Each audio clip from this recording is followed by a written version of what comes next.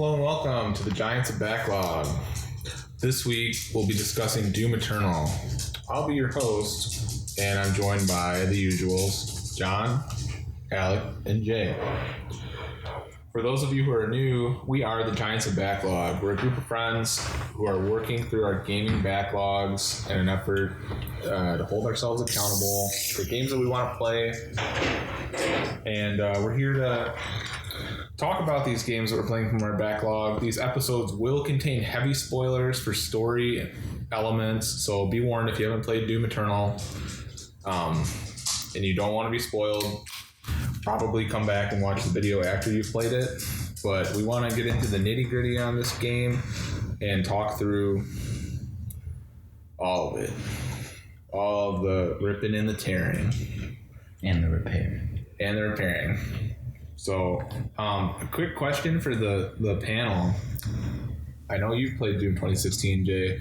Cradle and John, have you guys played Doom 2016? I did not. No, I didn't either, and I feel like that's what I was missing out on in this game. Okay, well, 2016 rebooted the classic retro franchise. I really loved it when I played it a few years ago. And when I saw Doom Eternal was coming out, I'm like, I gotta play that, and I just never got to it for one reason or another. So I'm glad I finally jumped in. Yeah, similarly, I loved 2016. I think I even pre-ordered Eternal and played the first couple levels and stopped playing it. So it was definitely a big one on my backlog I wanted to get to. So I'm glad that Paul picked it last episode. Yeah, so another thing I was curious about, did any of you guys play any of like the old games? You know, the ones that came out in the 90s or Doom 3? No, but I know that they're like very different games than this one. They're like heralded as games that like define the modern FPS genre, right? Yeah. Super influential along with Wolfenstein. So I feel like they're a lot slower pace and resource management than this type of game, isn't it? Yeah, I saw a story that somebody got the original Doom to run on a pregnancy test. So That's the meme, is you can get the original Doom to run on any piece of electronics today. Yeah, pretty cool.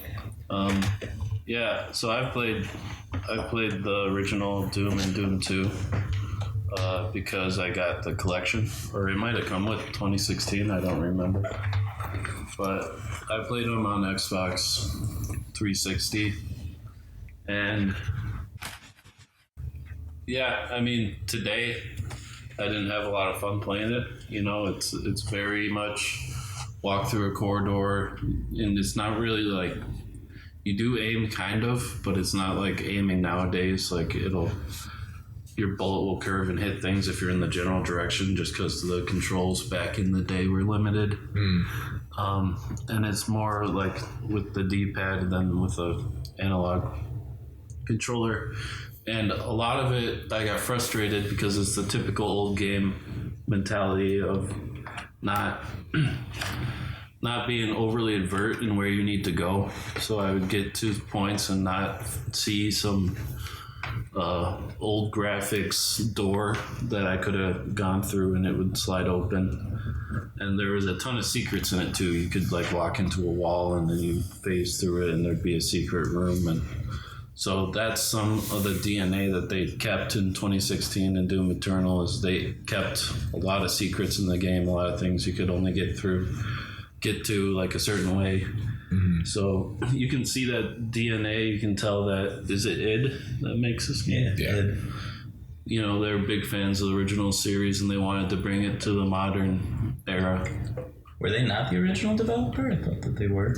They might have been. I don't know. I doubt it's the same people. Yeah, I know. But yeah, that's cool, because like that was one thing I wondered as I was playing, like how faithful to the originals did they stay? With the originals that you played, were they like remasters, or were they just straight up the original games, like ported to 360? I think they were pretty much ports. They weren't remastered or anything, but you know, they kept a lot of the same enemies, right? So the Revenant, the giant floating eyeballs, like those are all from the original Doom. Yeah.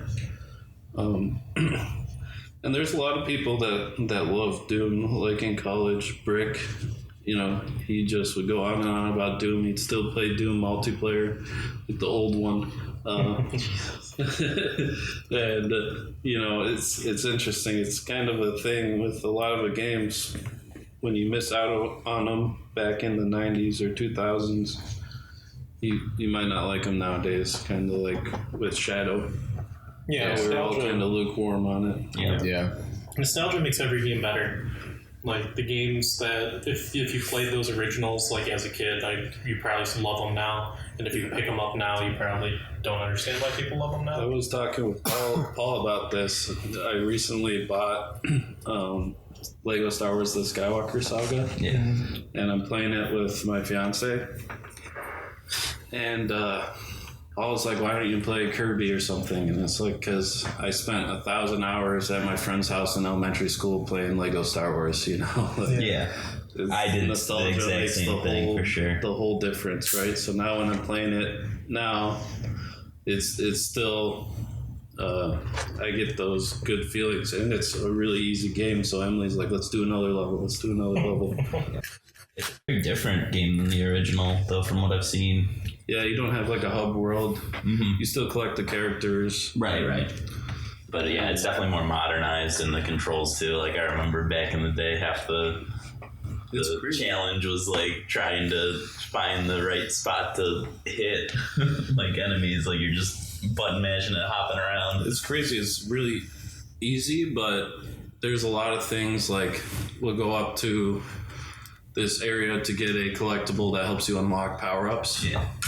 For each class has its own skill tree. So like for Jedi, you can upgrade this. For bounty hunters, you can upgrade this. And you need those blocks, but some of them are gated, right? So they want you to play through it first and then come back with different characters, right? Like only a bounty hunter can get into this area. So you need to come back and free play, switch to that character and get all these things. Metroidvania elements. Yeah, and the graphics are insane, man. Like they even show like the seam on the claws of the Lego guys, like down to that detail, all the reflections on the plastic. Mm-hmm. Like they did too much, I think, for what it is. Yeah, but and they've done it so it's not like a remake of the old games. Like they have new jokes, they have new.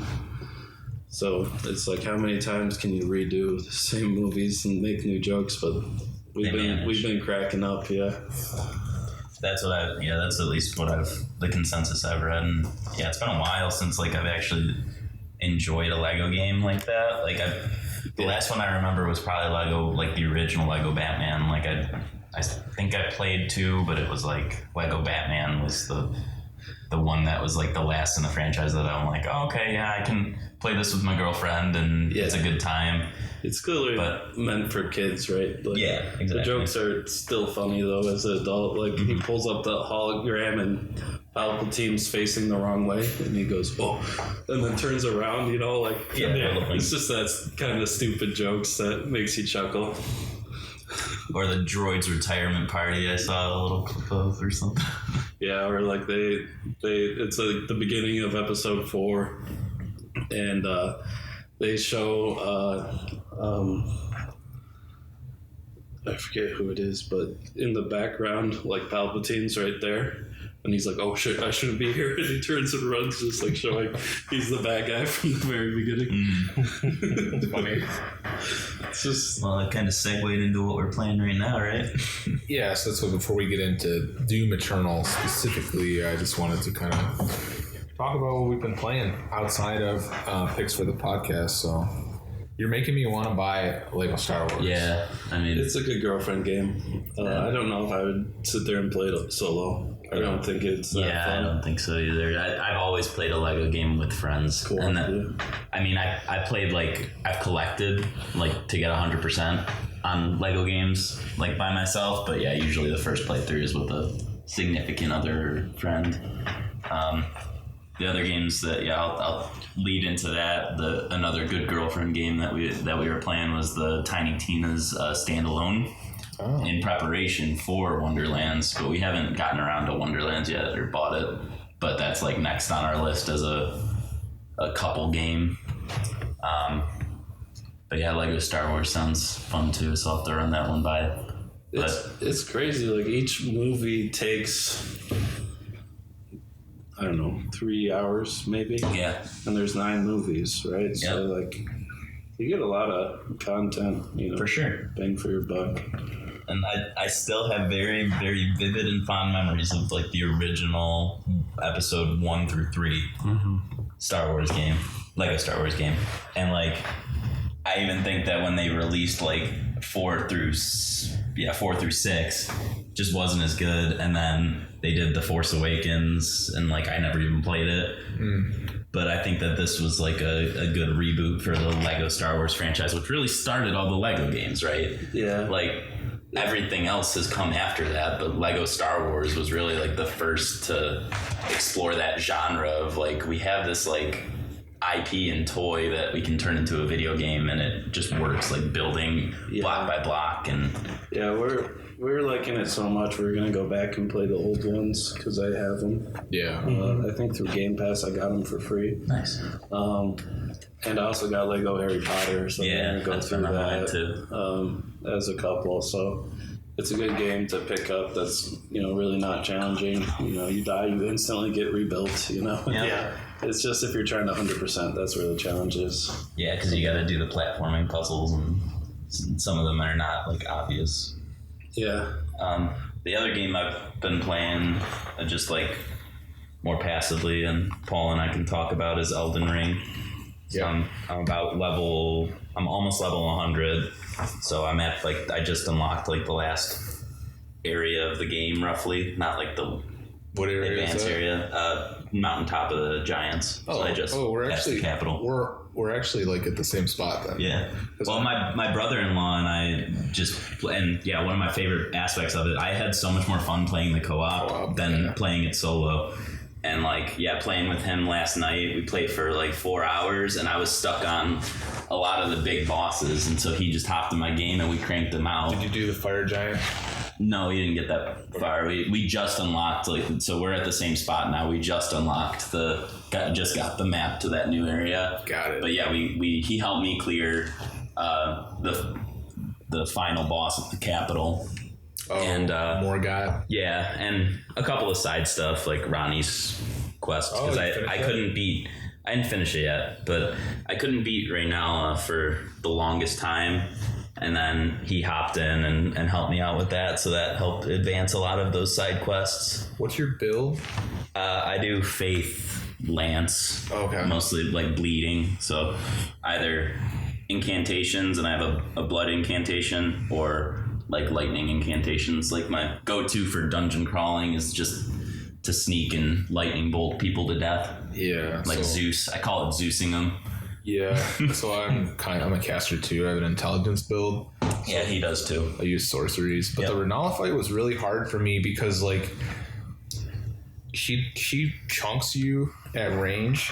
You have to get close to her in melee. So the funniest thing was like, I did the first phase of the fight, and it took me forever to figure. Oh yeah, not even just to figure it out, because I had to do it like 6 times because I was like so low melee wise, and I was using my magic that it still took forever to like get the amount of hits in time. So that used like all my magic, and then I see the cutscene and I'm like, okay, cool, I put the controller down. And then it goes into phase 2, and then instantly Sheila just like blasts me and kill me. I'm like, okay, I'm done. Like, I'm not gonna do that for a while. Yeah, that's funny. So I left immediately. I didn't bother going because it took me like 2 or 3 attempts to get phase 1 at that point. Gotcha. But I was probably like half the level I am now, so I had to go get a sword, and I had to just, because like if you get close to her and you just whack her with your sword, she's staggered constantly, so she never casts any of her summons or her spells. But yeah, I was beating my head against it, and I was like, all right, I'm gonna try something else, and melee worked really well, even though I didn't have like a good stats for it. Yeah.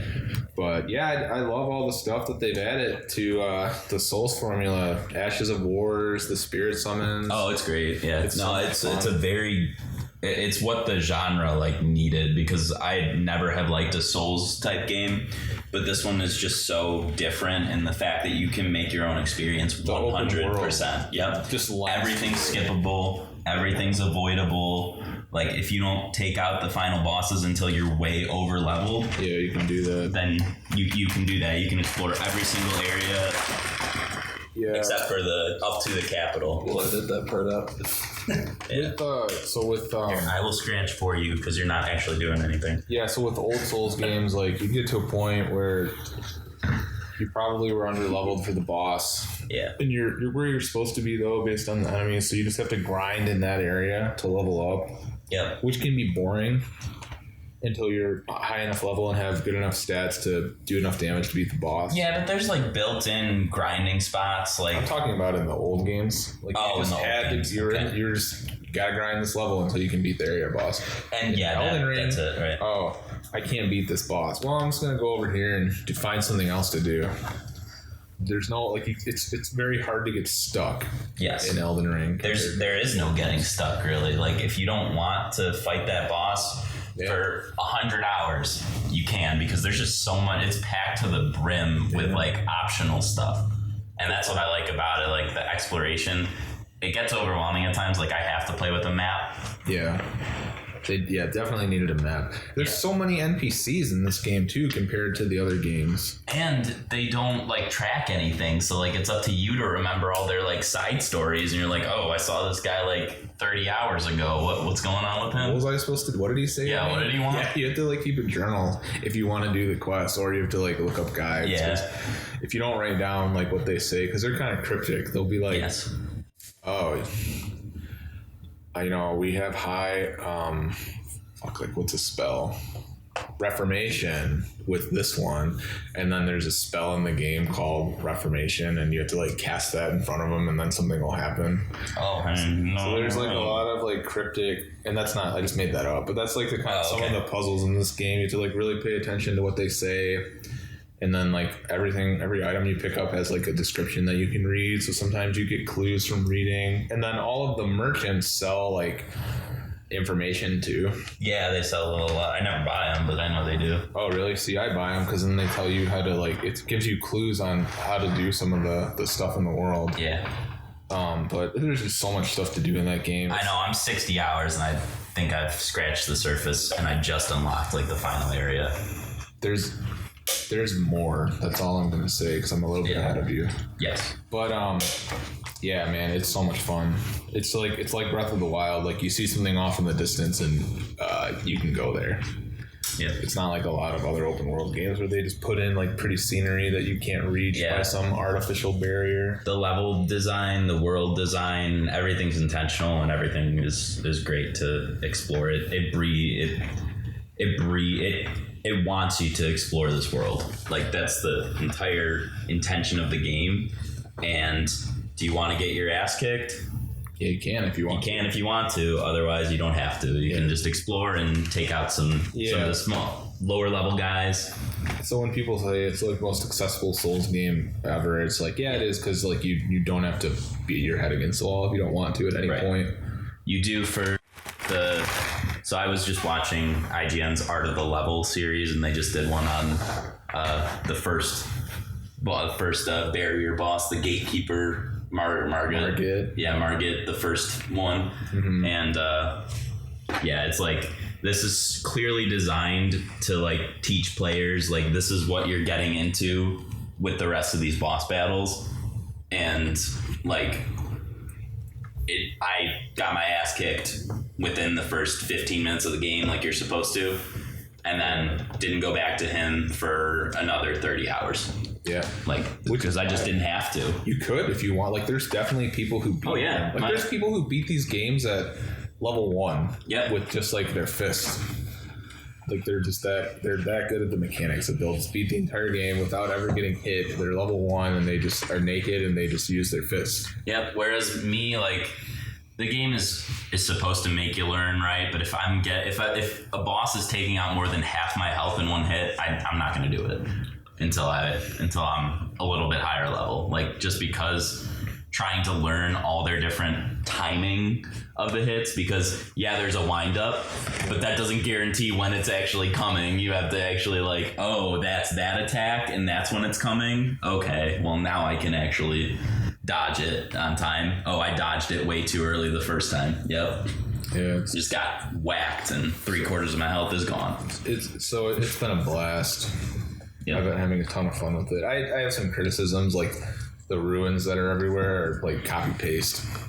They just copy these ruins, and then there's like this kind of enemy here, but there's still just stairs down to either a mini boss fight or to a chest. Yeah. It's like there's a lot of that. Yep, they got like 10 Black Knife assassins in the game. Yeah. At various phases. So it's like it's open world. They add to make it as big as it is. Like use some of that, but overall, like I'm loving it. Yeah. Speaking of games we've been playing recently, I gotta do a plug to Dragon Quest XI. I think it's called the S Edition. That game, like, talk about an epic. It's probably the biggest game story-wise I've ever played.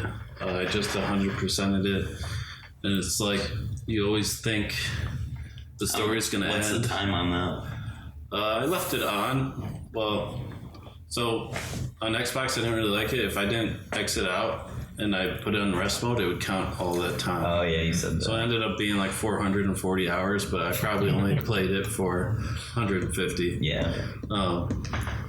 But man, like, you think the story's coming to a conclusion and then it doesn't. Like 4 times. You see credits and you're only halfway through the game. Love those types of games though. It's like, you just think you got the big bad. Well, guess what? There's a bigger bad.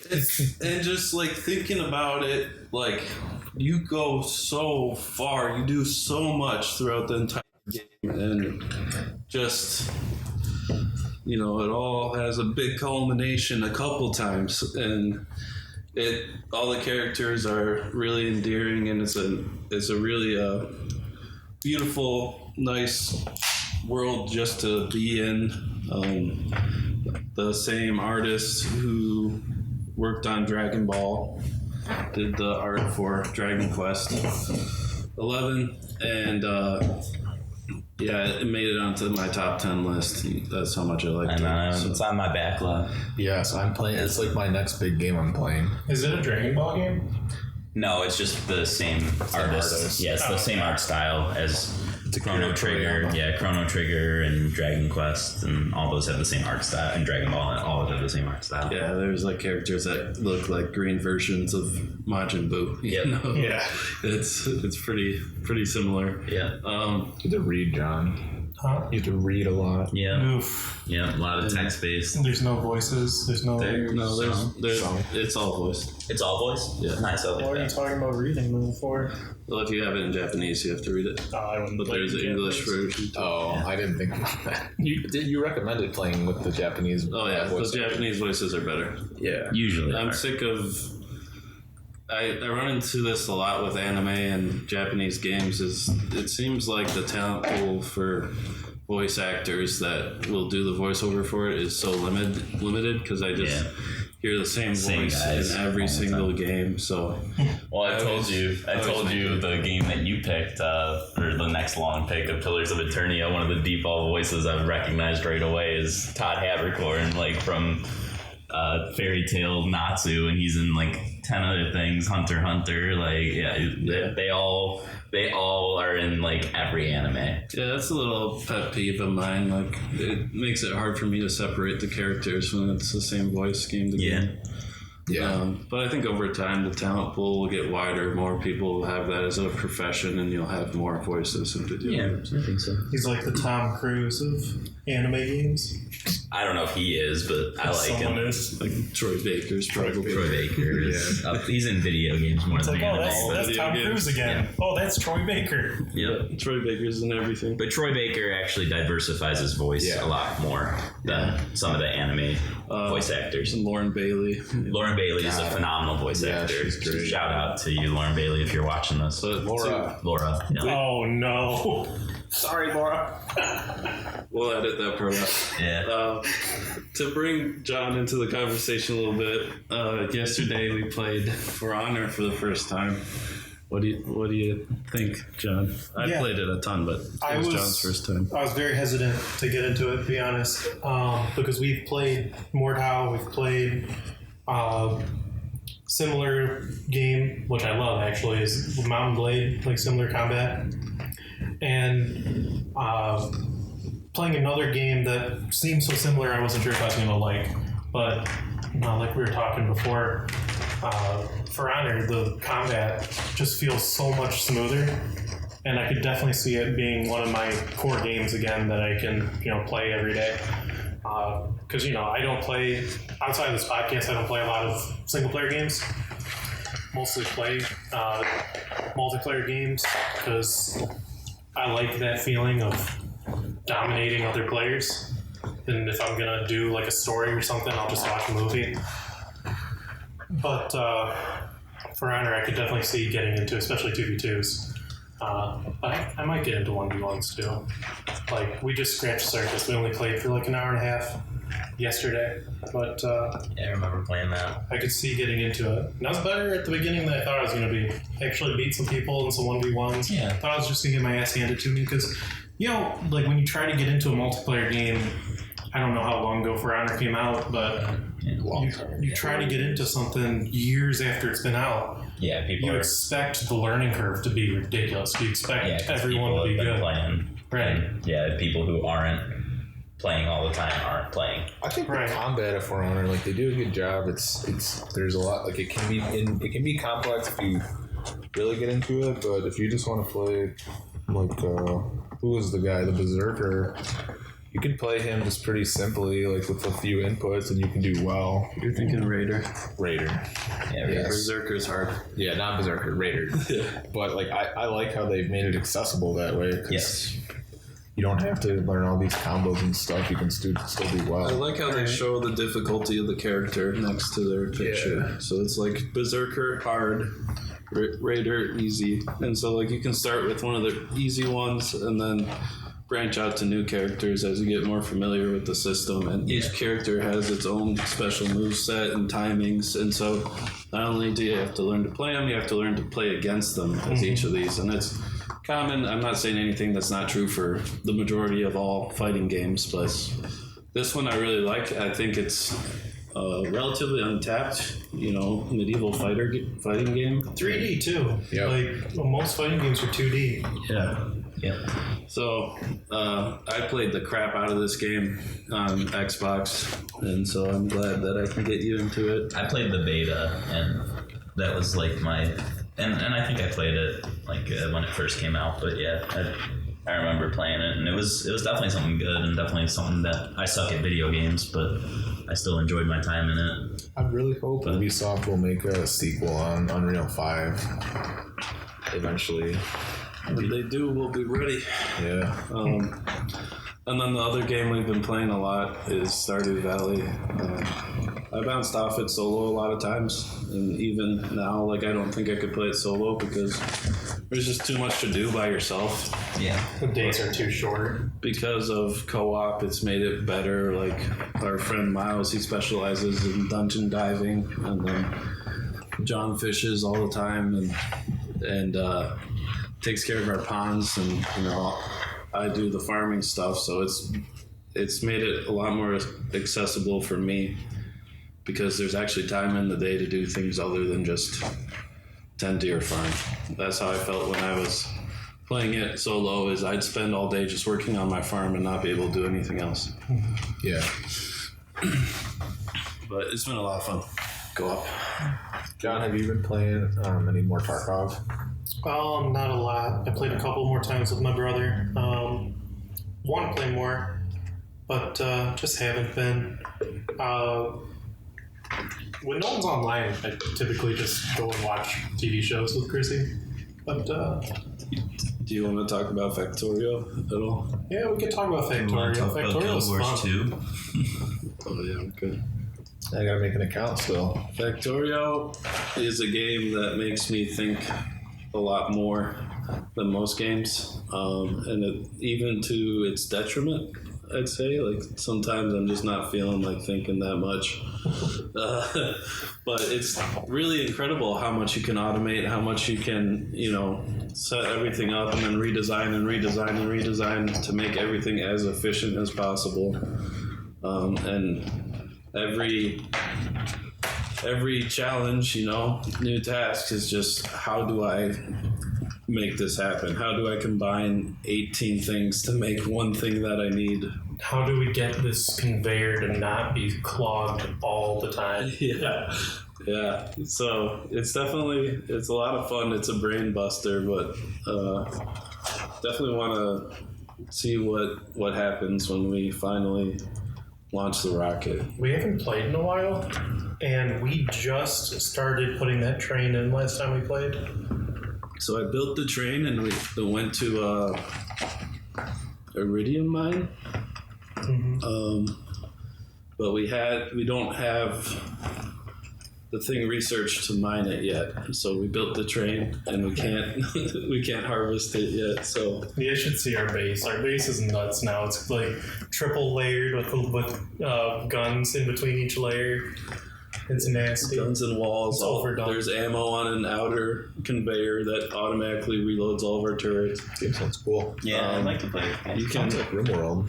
yeah, it's kind of like RimWorld. You can set up the train to be scripted. So I programmed it last time to go to this area, wait there until it's full, and then come back. But you could do that with a train track across the entire world, have different scripted, wait for it to come back, get unloaded, like you could set it up like that. And we haven't even gotten into flying equipment yet. We can get into anything. If you guys want to get in, I'm getting in. I'm gonna have so much time. you should start now because I think, can we add or do we need to start a new world? We can add, I think. Either way, like, if you want in, you should get in now because we're still early. Yeah. I'm getting in for sure. Yeah, it's just It's been on my backlog for a long time. It's hard thinking though. Like you gotta think almost 18 steps in one, right? Like I need to do 18 steps to get here. How do I make that happen with our current conveyor belts? What do I need to add? What combiners or fabricators, I think they're called. And Yeah. so It's almost like process engineering in a game. Yeah, that's the thing. It's like we go to work, we think too hard all day. We come home, it's like, do we really want to think this hard when playing a game? And sometimes the answer is yes, but the nice thing about having multiple people in it is you can take turns thinking, yeah. That's cool. Yeah, we have multiple like cars and gates to drive around the world. There's all these bug hives on the map that will spawn bugs that'll attack your base, and if you wipe out that bug hive, like you don't have to worry about them anymore. Yeah, moral of the story is there's too many games out there. Not enough time. Yeah, Taylor's like, I can never have too many games at once. Like, I don't know how you guys do it. I'm like, I don't know either. Like, I don't know how I can put 2 hours into this game and 20 hours into this game and then jump back over to that game and then start this other game. I agree. I have no idea how you guys do that. Like, We have a growing backlog. That's how we do it. Yeah. 'Cause Yeah. we jump. At some point, we jump to another game, and then we never come back. Yeah, Yeah. they never come back. I've been playing. I've played 2 hours of so many games. So many games. games that you want to play or games that you play 2 hours and then go, nah. Both. No, Both. not that I go nah. Not that you go, nah. Games that you want to play, why do you jump off them? Because I there's get another distracted game. by other stuff, and then I forget about them. Like, I jumped back into Uncharted 3. I was talking to Grado about this. So, like, I was 25% of the way done. Now I just played, like, 4 hours. I'm, like, 2/3 of the way done. Yeah. So, I don't know. Maybe I'll finish it this week. Maybe I forget about it and don't finish it for another 6 months. Like, my thing is, like, if I ever jump off a game, I always feel obligated to start over. Like, There's times where I got 80% of the way through Red Dead 2, hopped off it for a year, started over, thought I wasn't as far as I was, and then realized when I beat it, I was really deep. I should have just finished the game when I first playthrough. I've restarted Red Dead 2 like 4 times. Yeah, every time. That's some of the issues with it, like, because I did the same thing with like Horizon Zero Dawn. Like, I'm pretty sure I got 10 hours into playing it, and then I was like, I have no idea what's going on right now. I need to just start from scratch. I mean, with Uncharted, it's like, what, a 10-hour game? Yeah, just about. It's like, all right, I still remember the first couple hours. It's a long cinematic, yeah. Yeah, it's a collection of cutscenes and killing a bunch of people. Yep. That's what they specialize in. Yo, one quick shout out though, Bulletstorm. Doesn't get enough love. Made by Cliffy B. Hugely offensive. First person Gears. That's all you need to know. I'm adding it to my backlog. Yeah. It's not on my backlog. It's just like 8 hours. I got through it. I like games like that's like video game junk food for me. Just games that are like AAA cinematic games, like Uncharted. Takes like between 6 and 12 hours to beat. Those are my bread and butter, yeah. It's easy to get through, and it's just like that's just like junk food for me. Like John said, he'd just rather watch a movie. I would rather play a game with the same. That's basically an interactive movie. Like most of those games are. Yeah. It's just interesting because, like, I feel like with a video game, it's so much harder to immerse than a movie is. A movie, I forget I exist, but in a video game, you're always moving. So, like, I just don't immerse as well. I don't know why. I find it more immersive because you're controlling the character. Well, you just picked up The Quarry. I mean, that's Until Dawn's successor, and those are more movie than game. I like those kind of games though. Mm-hmm. You know, I picked Tacoma. I play all the walking sims. I like the Telltale series. So I like Telltale series. At times they've gone downhill, but I digress. How many Telltales are there now? Too many. And they're back. Yeah, they're back. They went into like bankruptcy, didn't they? And the studio went bankrupt, and I don't know how. Somebody just must have bought their IP. So Not even Telltale IP, games. There's Batman, Walking Dead. Walking Dead was the first. Game Wolf of Thrones. Among It Us. wasn't the first. I thought it was. Oh no, Jurassic Park was the first. I think. Game of Thrones. Wolf Among Us, Game of Thrones. Yeah, bunch of licensed Batman. property. Did we say Batman? Yes, Yeah, Batman. it's a Batman. But Marvel's Guardians of the Galaxy. I played like 15 minutes of, and it was pretty trash. I watched all the Marvel movies in the last, since Christmas. Watched all of them. Had never watched a superhero movie. I was boycotting them. Like all 26? All 26. Just finished. Nice. I was boycotting them because I was like, I hate how they just remake the same movie over and over again. Which I didn't know if that was true or not, but That was your opinion. You were sticking to it. right. So I was like, man, people talk about them so much. They're probably bad, but I'm going to watch all of them. So Chrissy and I sat on the couch, and it's been 4 months, and we watched every single one. Guardians of the Galaxy, I remember when it came out, people really liked it. And the first one was good, but the second one was terrible, right? Yep. Okay. garbage. Yep. Okay. You're not. I think I've seen the second one. You're not the minority in that opinion. Yeah, the first one was something different that was great, and then the second one was just they didn't know what they were at Did the that same point. guy direct it? Yes. Oh, okay, so he just made a bad movie. Yeah, you just made it. Okay. All right. That was it. That was the I only just thought people liked the second one. I mean, I'm sure there's a little group that does. I mean, I liked it at the time, but I like all of them at the time, and then I realized that they're not that good. The first two movies, Iron Man and Hulk, are so good. The rest of them are bad. I hate Hulk was I the liked worst. The Incredible Hulk. You kidding me? That's like the black sheep of the Marvel No, cinematic Thor universe. Dark World's the black sheep. Well, yes, but no, that one's universally like Thor: The Dark World is universally accepted as the worst Marvel movie, Incredible Hulk is the one that people forget about. Really? Yes. I liked the Incredible Hulk because I really liked how. Because me, as a casual person who doesn't care about superheroes very much, thought that like it was just going to be a lot of superheroes flying around and being superheroes. But I liked the backstory. Like that was my favorite part of all the movies. Was the backstory. The one with the old actor from Edward Norton, yeah. Mm-hmm. Yeah, I hated that movie. Really, I liked that one. Boring. Boring, crappy CGI. I like boring movies, so that's my thing. I enjoy boring movies. I just watched I do love the actress who plays what's her name? Liv Tyler. Yeah, I do love her. I thought it was weird that she wasn't that Ed Norton decided not to continue, and then Liv Tyler wasn't in any of the movies. Just not Yeah, continuous. they just recast the Hulk like completely different as Mark Ruffalo. Like, Yeah, but it he's was a strange completely because it was different character. like she like held them together, and then she didn't exist in any of the movies. Now it's Scarlett Johansson. Well, that's why they forget about that movie, right? Because it's like, okay, we don't really know how this fits in the grander scheme because we just had to recast the Hulk, and he's a completely different character. Sure, but the grand scheme of Marvel movies isn't that good. So who cares about the grand scheme?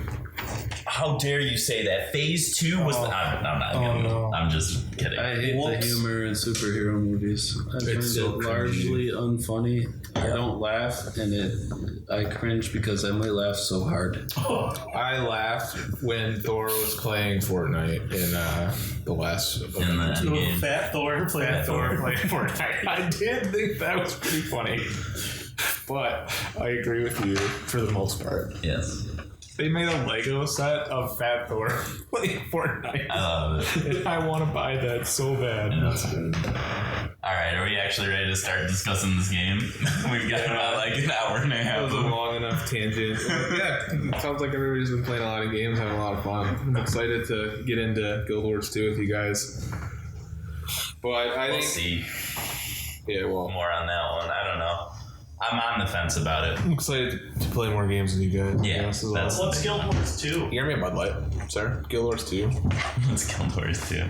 It's a trade game. What's that mean? You trade. There's a cold one in the fridge. Alright, but yeah, Doom Eternal, the game that you're all here to hear about. Speed. Double jump from the start. Double dash too. Death can quite literally come in the blink of an eye, as even basic enemies chew through carelessness. And as you progress through the game and foes get tougher, you can find a big enemy and they kill you right away if you're standing still. Yeah, the biggest thing that I've got out of the game was always be moving. Do not ever stand still. What's so Something you cool? learned in 2016. Yeah. Maybe you guys were at a deficit coming into this one. I saw the I trailer. learned it pretty quick. Yeah, you run, you auto attack when they're or melee when they're flashing, and you just keep running in circles, jumping up. Yep. Yeah. And the coolest thing, like, Don't ever turn around. is like the demons themselves. They're the resources. They're the ammo pickups. Yeah. They're the health pickups. They're the armor pickups. You need a steady supply of all of that stuff because you're so resource limited as you're doing this, and it's such a unique blend of like. It almost felt like a survival game to me, in the fact that I'm always limited on resources and I'm always scrambling to think of like, oh, I need to pick this up. Yeah. I need to use this wisely, this ammo or this armor. Yep. I need to chainsaw this guy. I need to flame this guy. I need to gore kill this guy to get my health and armor and ammo back. Yeah, so the basic like level design, and we'll get into more detail on this later, but there's arenas full of enemies and they're connected by corridors and platforming sections. Every arena is like pretty large and open. They have portals, they have jump pads, swinging bars that works really well with all the movement mechanics. And it's just like a playground that you platform around and kill these demons. It's a lot of fun. Did I miss In your anything? opinion. Well, we didn't do hot takes for this one, but my hot take was going to be I liked Doom better when it wasn't a platformer. because I just thought the platforming sections were so boring, and I agree. keep falling, and I'd get to low health, and I'd be trying to jam to the music, and I just hear heartbeat constantly, and it was so annoying to me. And you can't get more health because there's no enemies; you're just jumping. Yeah. So sometimes I would intentionally just kill myself just to get rid of that noise. So I did that. That sucks too if you're doing like the extra life mode where like your extra lives matter because you're trying to like get the achievement for having 10 at the end of the game. yeah, So if you're losing extra lives for platforming, it just feels bad. And I'd echo that. Like, I wasn't a big fan of the platforming sections in this game. I don't think I've played a game with first-person platforming that I've liked the platforming. I agree. Mirror's Edge. I like Ghost Runner. But that game is like designed around the platforming. Yeah, I mean, so is Mirror's Edge, but I don't think I enjoy first-person platforming because your vision is just so restricted. I just there were so many times where I wasn't even sure where I was supposed to be jumping to. I had to like slowly scan around, and then the texture on that wall over there is the right one to grab. Yeah, it's got a little green hue to it. Yeah, that's one of my biggest complaints early in the game because I failed so many jumps early, especially when I didn't realize like to dash forward in the air. Like I had a jump where I failed it so many times, I full died, then I respawned like on the other side of the map behind some closed doors, and I had to figure out how to get back. Like I'm 100% sure it was a bug, but it was just annoying to me. And then I realized you could dash in the air, and it got a little easier. But 100% agree. Like just figuring out where you had to go slowed it down for a fast-paced game. Yeah. Looking around, trying to find the wall that's textured different. I mean, it's not like it's difficult to do, but it's slow. And it didn't match up with like it's like, I just hit this. I just went through the store. Where am I going to go now? I have to look around the entire map and try and find. You go through a combat encounter and you're feeling like a badass, and then you fail a jump 20 times. It completely screws your pacing. Like you're like, I can fight anything, but this fucking floating wall is killing me. So and then like sometimes I would jump before my dash had recharged, and It was just a really frustrating part of the game. I think if they either limited that or stripped it out completely, it would have been a stronger experience. There was a mission early, like one of the first handful, where I swear I spent more time on the platforming sections than I did in like the horde encounters. That first train jump where you get in the train car and have to jump, I failed that jump 100 times. And like I looked up a guide, and it wasn't a guide for how to make this train jump. It was just a guide, where it's like for the level, for the level. And I had to fast forward to like the part, and I just see him easily make the jump, and it's like, what am I doing? Yeah, and like there's a ton of accessibility options in this game, but there's no way to make the platforming easier if you're struggling with that. Yeah, it just kind of feels bad. So, I want to talk about the weapons in this game. So there's a lot, and the way it's organized is there's a weapon wheel. You start with... I didn't know how to access for the middle third of the game because I forgot from the first third when the tutorial hit how to access it, and I was like, because I was playing... You didn't know how to hit bumper? Just press all the buttons. I didn't play with controller, I played mouse and keyboard. It was cute, wasn't it? It was, I think it was hold the zoom button or something. A lot more buttons. Wow, it was cute for me. Yeah, that was something in the first game that felt so good, is fighting and then goes into slow-mo as you switch your weapon. Yeah. And that was like a breath of fresh air, and just like running out of weapon and not running out of ammo and not worrying, I got another weapon that will do well too. Yeah. I think more in this game than the last game, they made it very enemy dependent. So you kind of had to use a certain weapon, or it was way easier with a certain weapon. Like the eyeball thing, if you shoot an explosive at it, it eats it and you can one shot it. Right? Yeah. So you got to take out the precision, shoot the turrets on the whatever they're called. Yeah. So it kind of took away some of the freedom in that, but it added the challenge of, mastering the combat, getting through it as quick as possible. by using the right weapons on the right enemy every time. But then by the end of the game, I just use the blue ball gun, like majorly. I just use it and then use the explosion pulse on it. And every time I ran out, I'd chainsaw somebody and just run in a circle machine gunning, and it Yeah, I ended up doing that most of the game too. The everything chain gun. except the Marauder. No, the blue ball gun. What's The plasma rifle? Yeah. Yeah, the plasma rifle. Blue balls. Oh, plasma one. Yeah. Sometimes. Blue balls. Blue balls. In Doom 2016, I'm pretty sure I just used the shotgun and ignored all the other guns most of the time. But you're right. In this game, I was constantly switching based on the enemy type. If it was like an arachnid, I had to switch to the heavy cannon and use the precision shot to take his gun off his back. I sticky grenaded those guys. Did anyone use too. the other upgrade that wasn't the sniper rifle on the plasma cannon? No. No, well, I did in 2016, not in this game though. So I got enough upgrades where I unlocked both for all of them, and you can switch them by pressing on your D-pad. Yeah. Oh, I forgot about that. Yeah. So I unlocked it and I used it for a little bit. Then I just went back to the precision one because it basically did the same thing as other things did. You It was brought just out machine gun, little, or no, it was like rocket launchers, right? little yeah. missiles, and then you could shoot a bunch of them, which you just switch to your rocket launcher. Yeah, exactly. Yeah. So like I took some notes on what I was using. So every weapon, there's like 9 or 10 of them. They have 2 mods that you can find these little drones and punch them.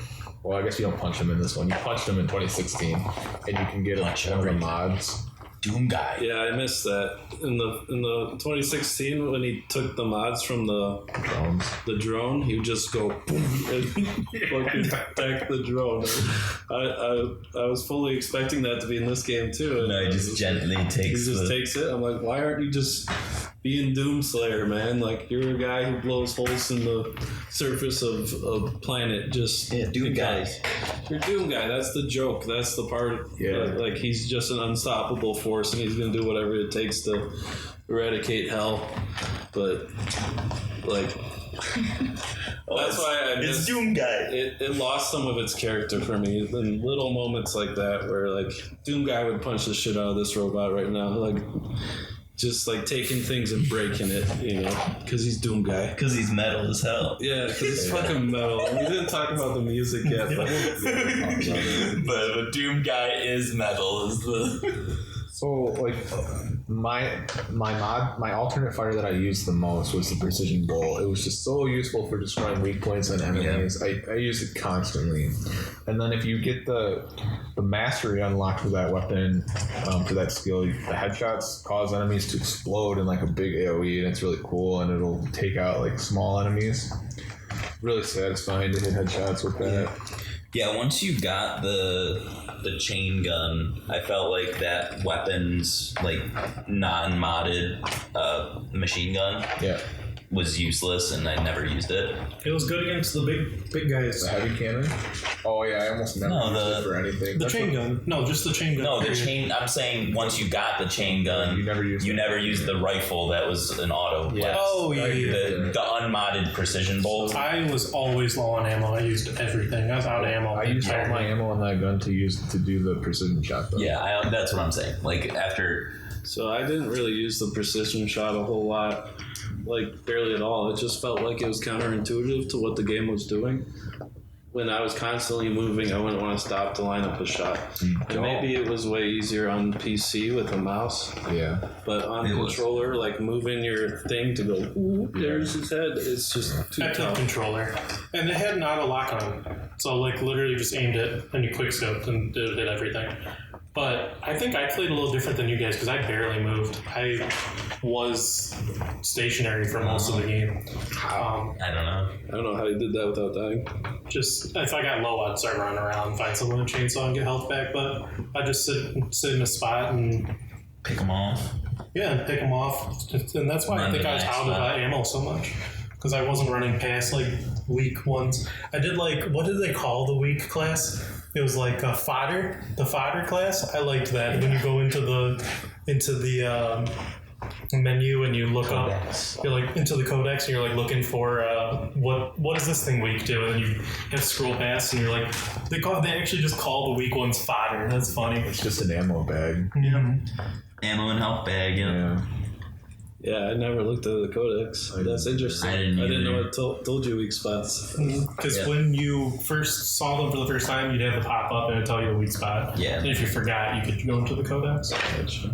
It might have also told me where the weapon wheel was too. Probably would have, yeah. Also, my buddy Google could have answered that pretty quick. That's what did answer it. That's why I started playing with the last third of the game with the weapon wheel. Because other than that, I just scrolled. You just kept I just scrolled between weapons, so I was like, nope, not that one. Nope, not that one. It's so much harder. Yeah.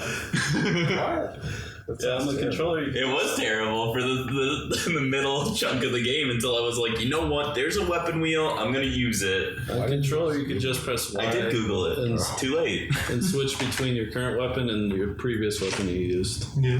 So you couldn't like scroll through all of them. Oh, okay.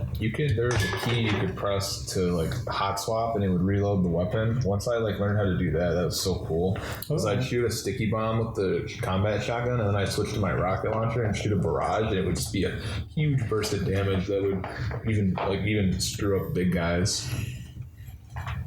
But man, I don't know, just a lot of fun. The other ones I used the sticky bomb constantly, and I used the meat hook.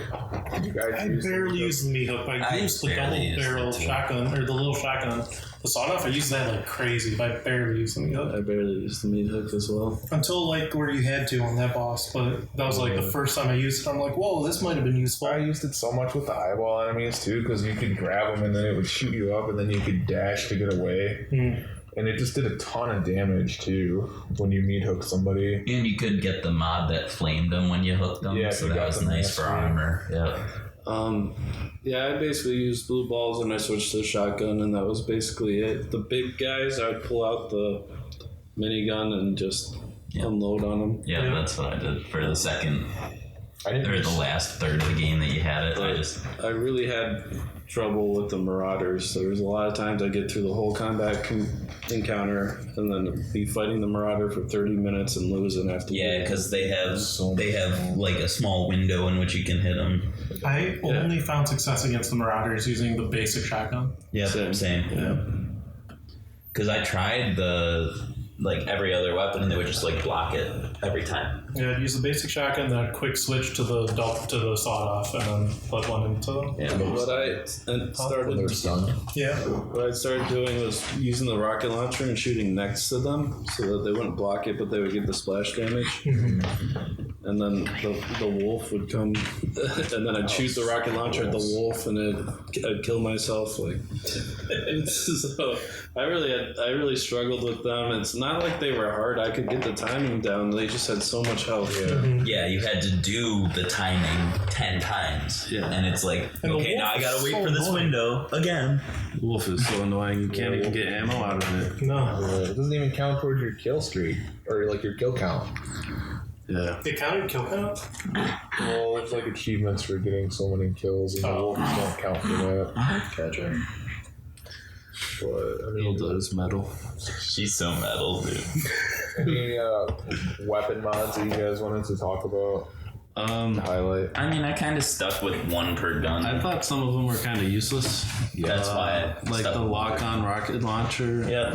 You were never aiming at something that long to lock it on. It's just better to just point and click. Oh, I lied. That one I used like crazy. You did. Oh, yeah, I use that one all the that time. you could get that made the lock on time significantly shorter too. Oh, I guess I didn't get that. Anytime there was like an abomination, this guy, With the turrets on Yeah. his shoulders. Yep.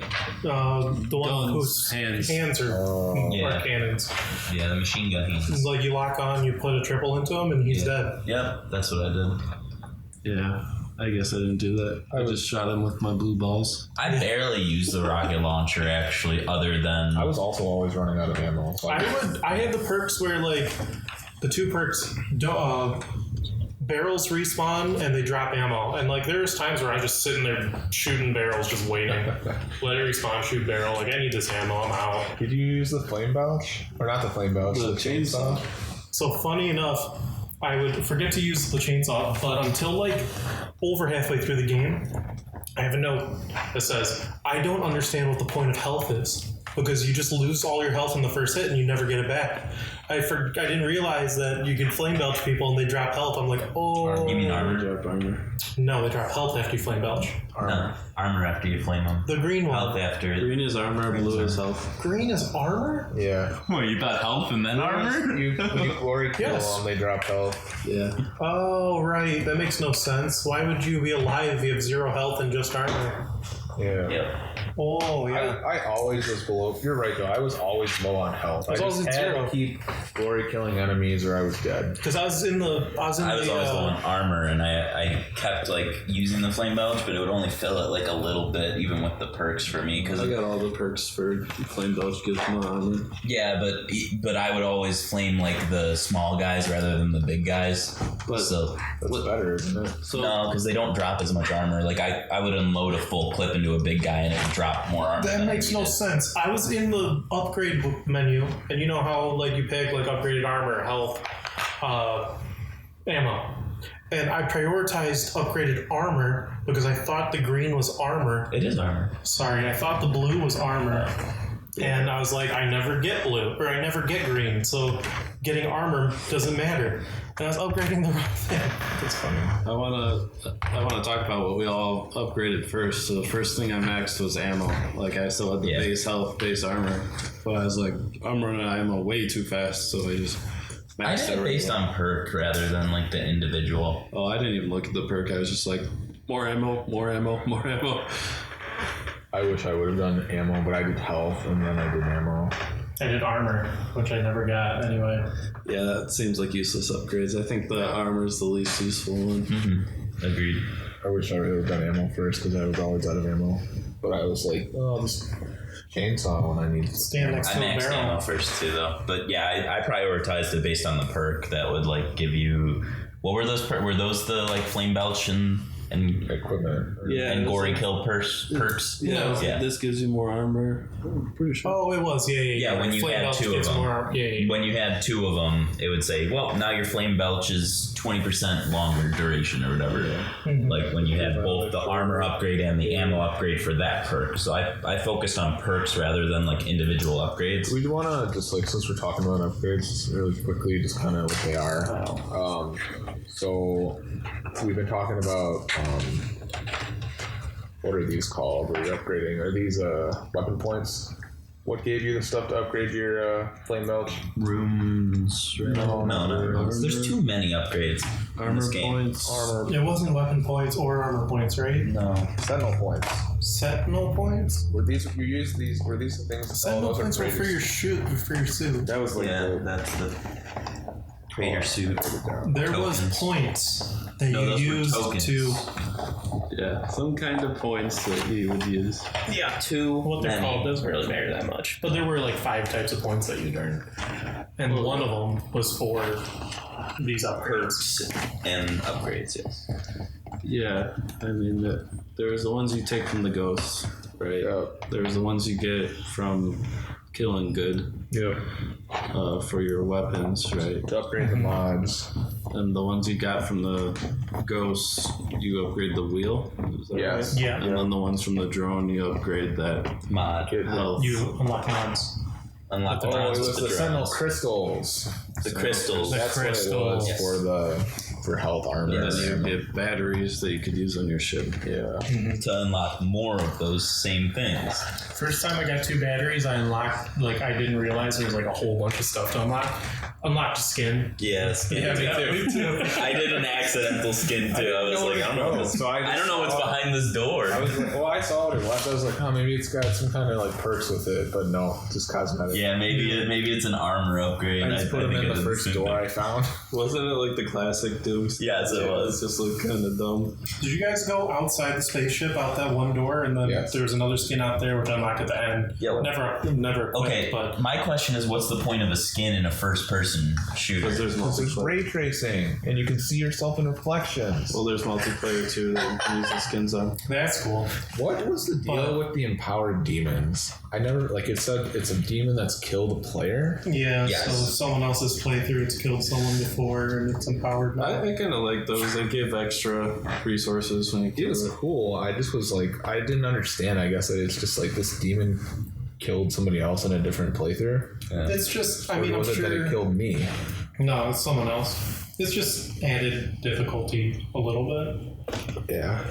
Yeah. Did you guys go? So you went outside the spaceship. I thought that was the coolest part of the whole game was being outside a spaceship and looking at Earth from out there and then jumping off the edge and then dashing back in. Oh, I never went I never went out spaceship. there. I don't know. I found the skin you're talking about. I know what you're talking about. It's super cool.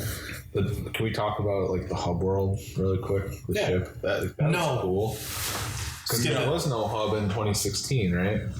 I don't remember. I don't think there was. So I didn't. I was like, oh, a hub. This is kind of dumb. But then it was really cool. Like it was huge. I couldn't believe how big it was. And it was cool to go in like Doom Guy's room and be like, I'm in Doom Guy's room. That was the Listen coolest to part. metal. You could go see your little toy collection on the shelf. I never saw that. Where was that? There's a shelf on one of the walls, and all the toys you find, he puts on the shelf there, so you have your little Funko Pops. I noticed the posters on the walls, but I never like The vinyl albums, or the album posters on the walls, but I never saw Doom Guy's room. Doom Guy's room. never did either. It was cool. I didn't explore the ship too much He's got either. like a bunch of different guitars in there because he's metal. And He's in metal. Dude, he is metal. I'm a fan of a good hub world in any game, so I liked it. I didn't bother exploring it because I kind of just wanted to get through the game. It gave flavor for the collectibles because like It did, when a game but just has I didn't care collectibles about and it's like just look at it in a menu. It's not as cool, but like you could see your albums on the wall, you could see your toy collection. It was cool. yeah, I do like that. Yeah. I like any game that has like a town you return to that you're building up, or a hub world, or even a room. That's why I'm excited about the new Harry Potter, because you have like your own space where you can customize, raise plants and shit. That and also, if someone does a Harry Potter game well, it's gonna be so cool. Yeah. Like, God, I hope it's good. Which Time will tell. which grenade did you guys use? Only the frag grenade. I never switched to the ice one. I Yeah. use the ice. I used the ice one only. I'm the opposite. Yeah, Because I like being able to freeze a bunch of enemies. And then you could get a perk where you would do more damage to them if they were frozen, so it helped with some of the guys who had more health. Did they shatter? Yeah. Good. I only use the frag as well. I had a hard time aiming the frag. I would You don't shoot it. need to aim a frag. Aiming. I would like shoot it way over their head. Why? Just aim lower. I just had a hard time. So the ice one, though, I feel like explodes instantly. Because There's an arc, John. So whatever. But I it's like a frag that it grenade. You don't It try made aiming it- so hard. It made it a little less chaotic.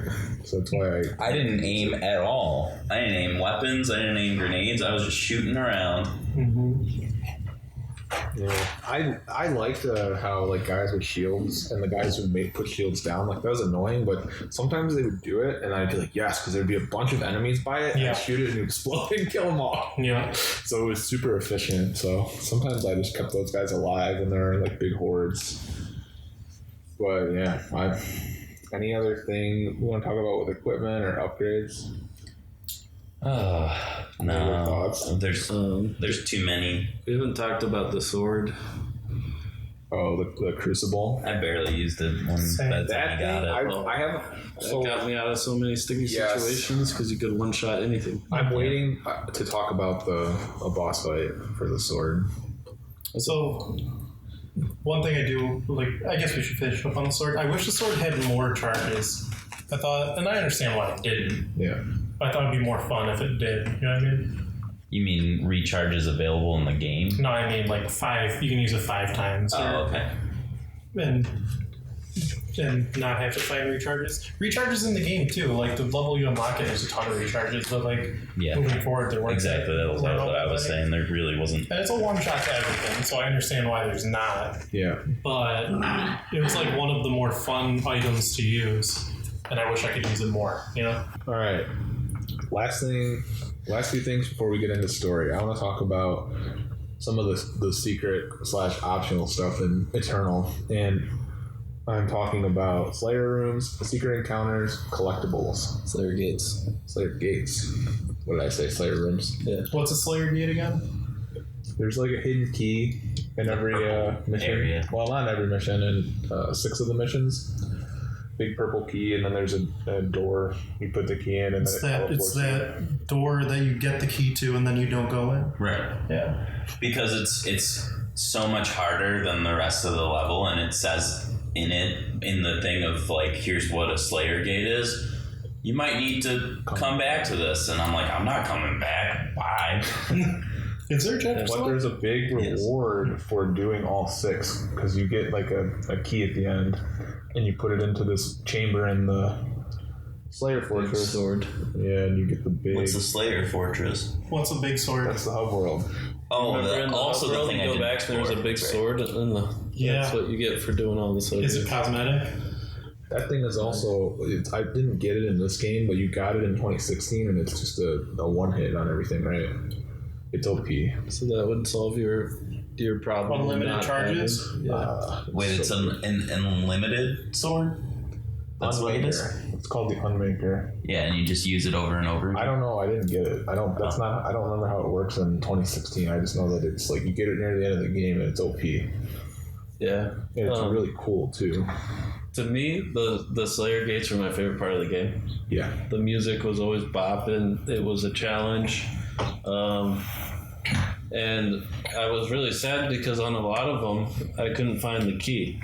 And I would have done them all if I could have found the key, but I'd look for 20 minutes and be like, all right, I'm giving up. Isn't it marked on the map?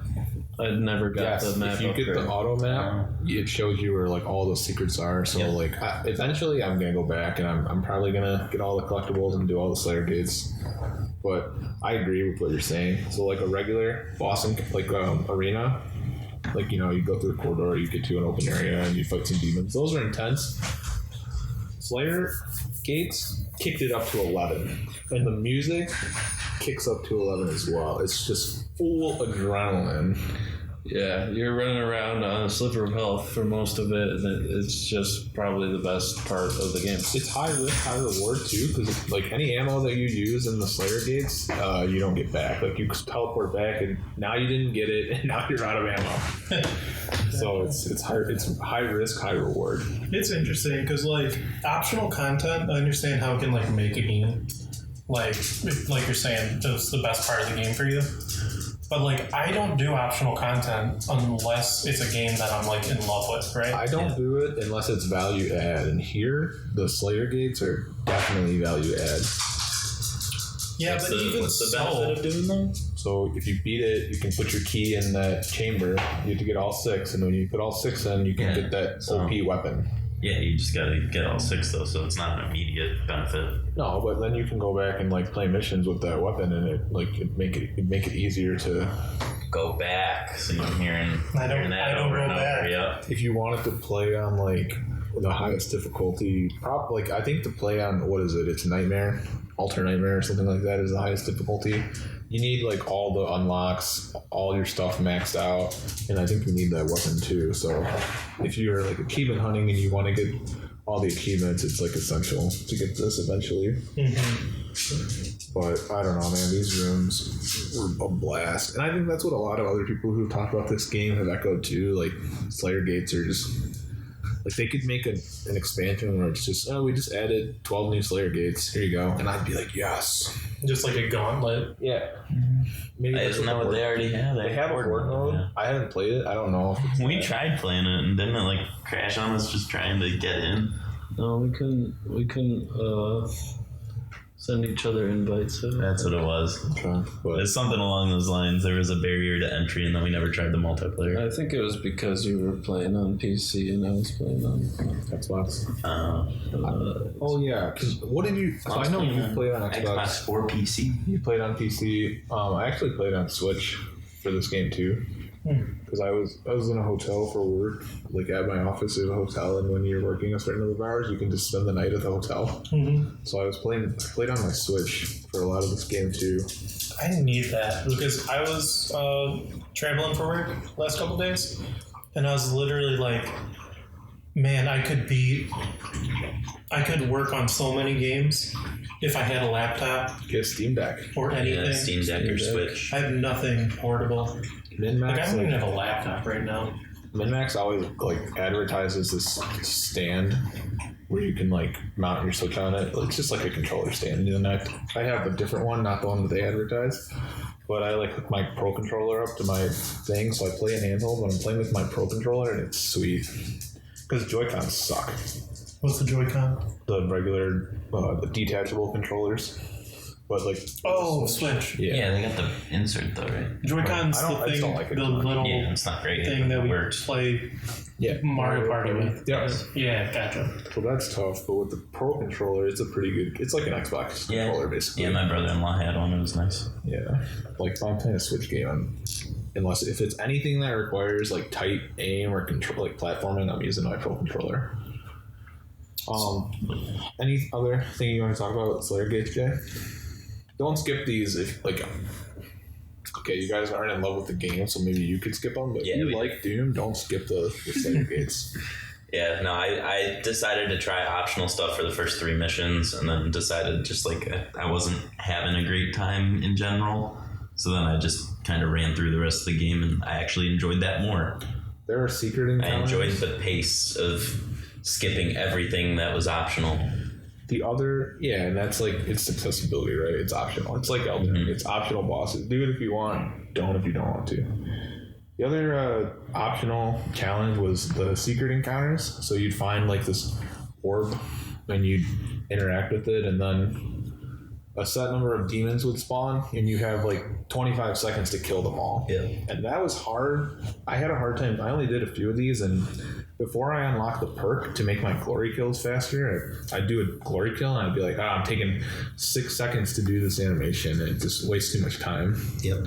So I only did a few of those, and the reward for those, I think, was weapon points to upgrade your arsenal.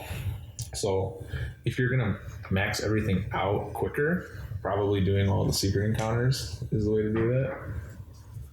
But those weren't as enjoyable. I had a hard time getting some of them, and it was just like kind of frustrating. Like, no, I'm doing a glory kill, and it's taking too long.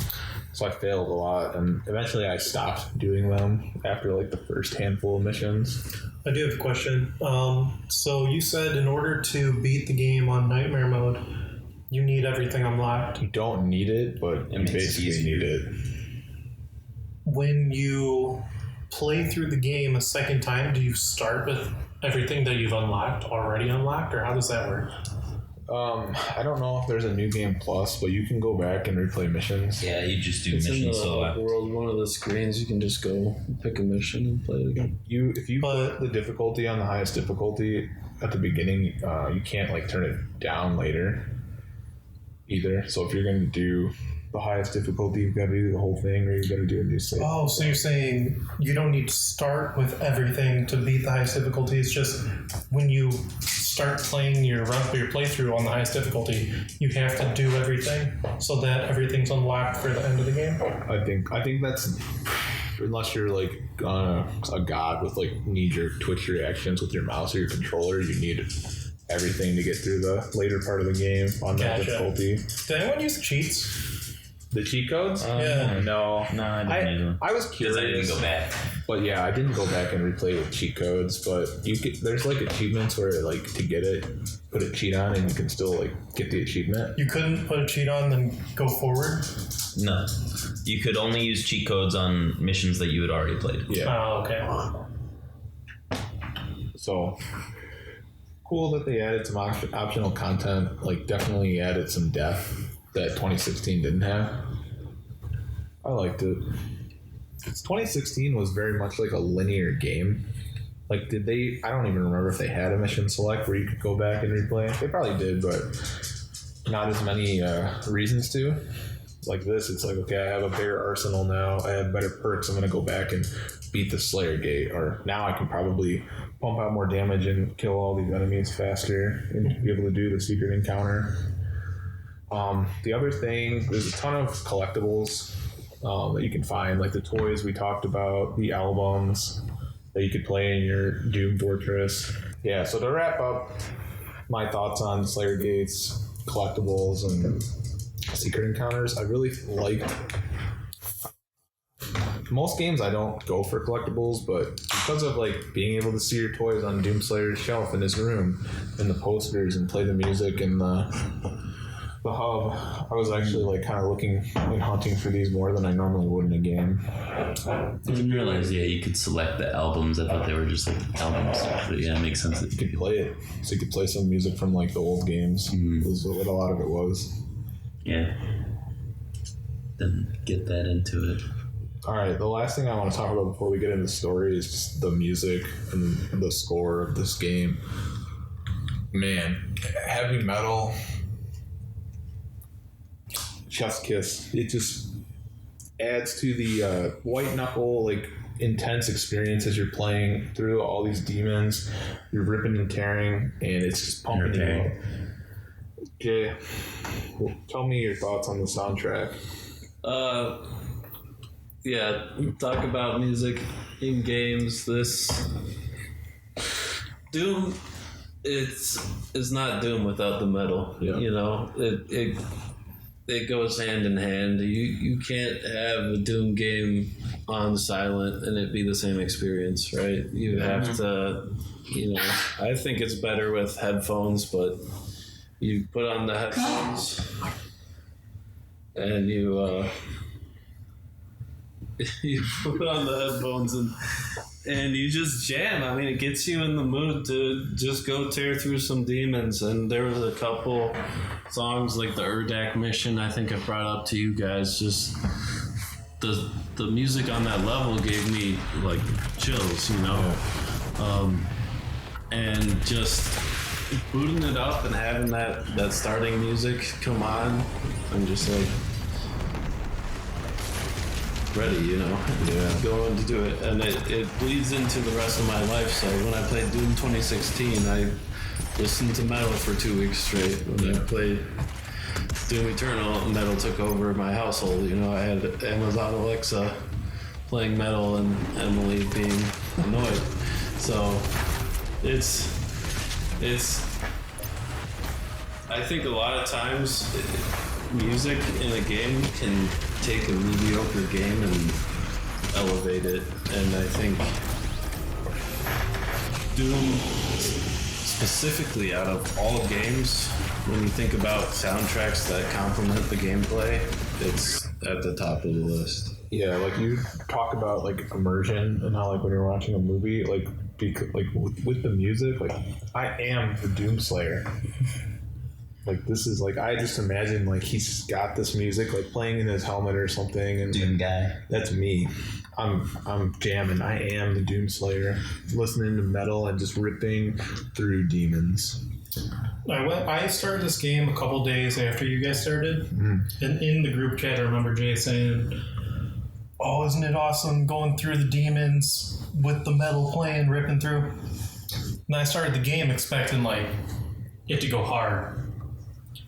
And I was a little disappointed at the beginning, to be honest, because I thought, and I mean, based off of nothing, I mean, just what I thought was going to happen. I thought it was going to be like licensed metal, like where like songs I knew, like going to be head bashing, like we're getting in this.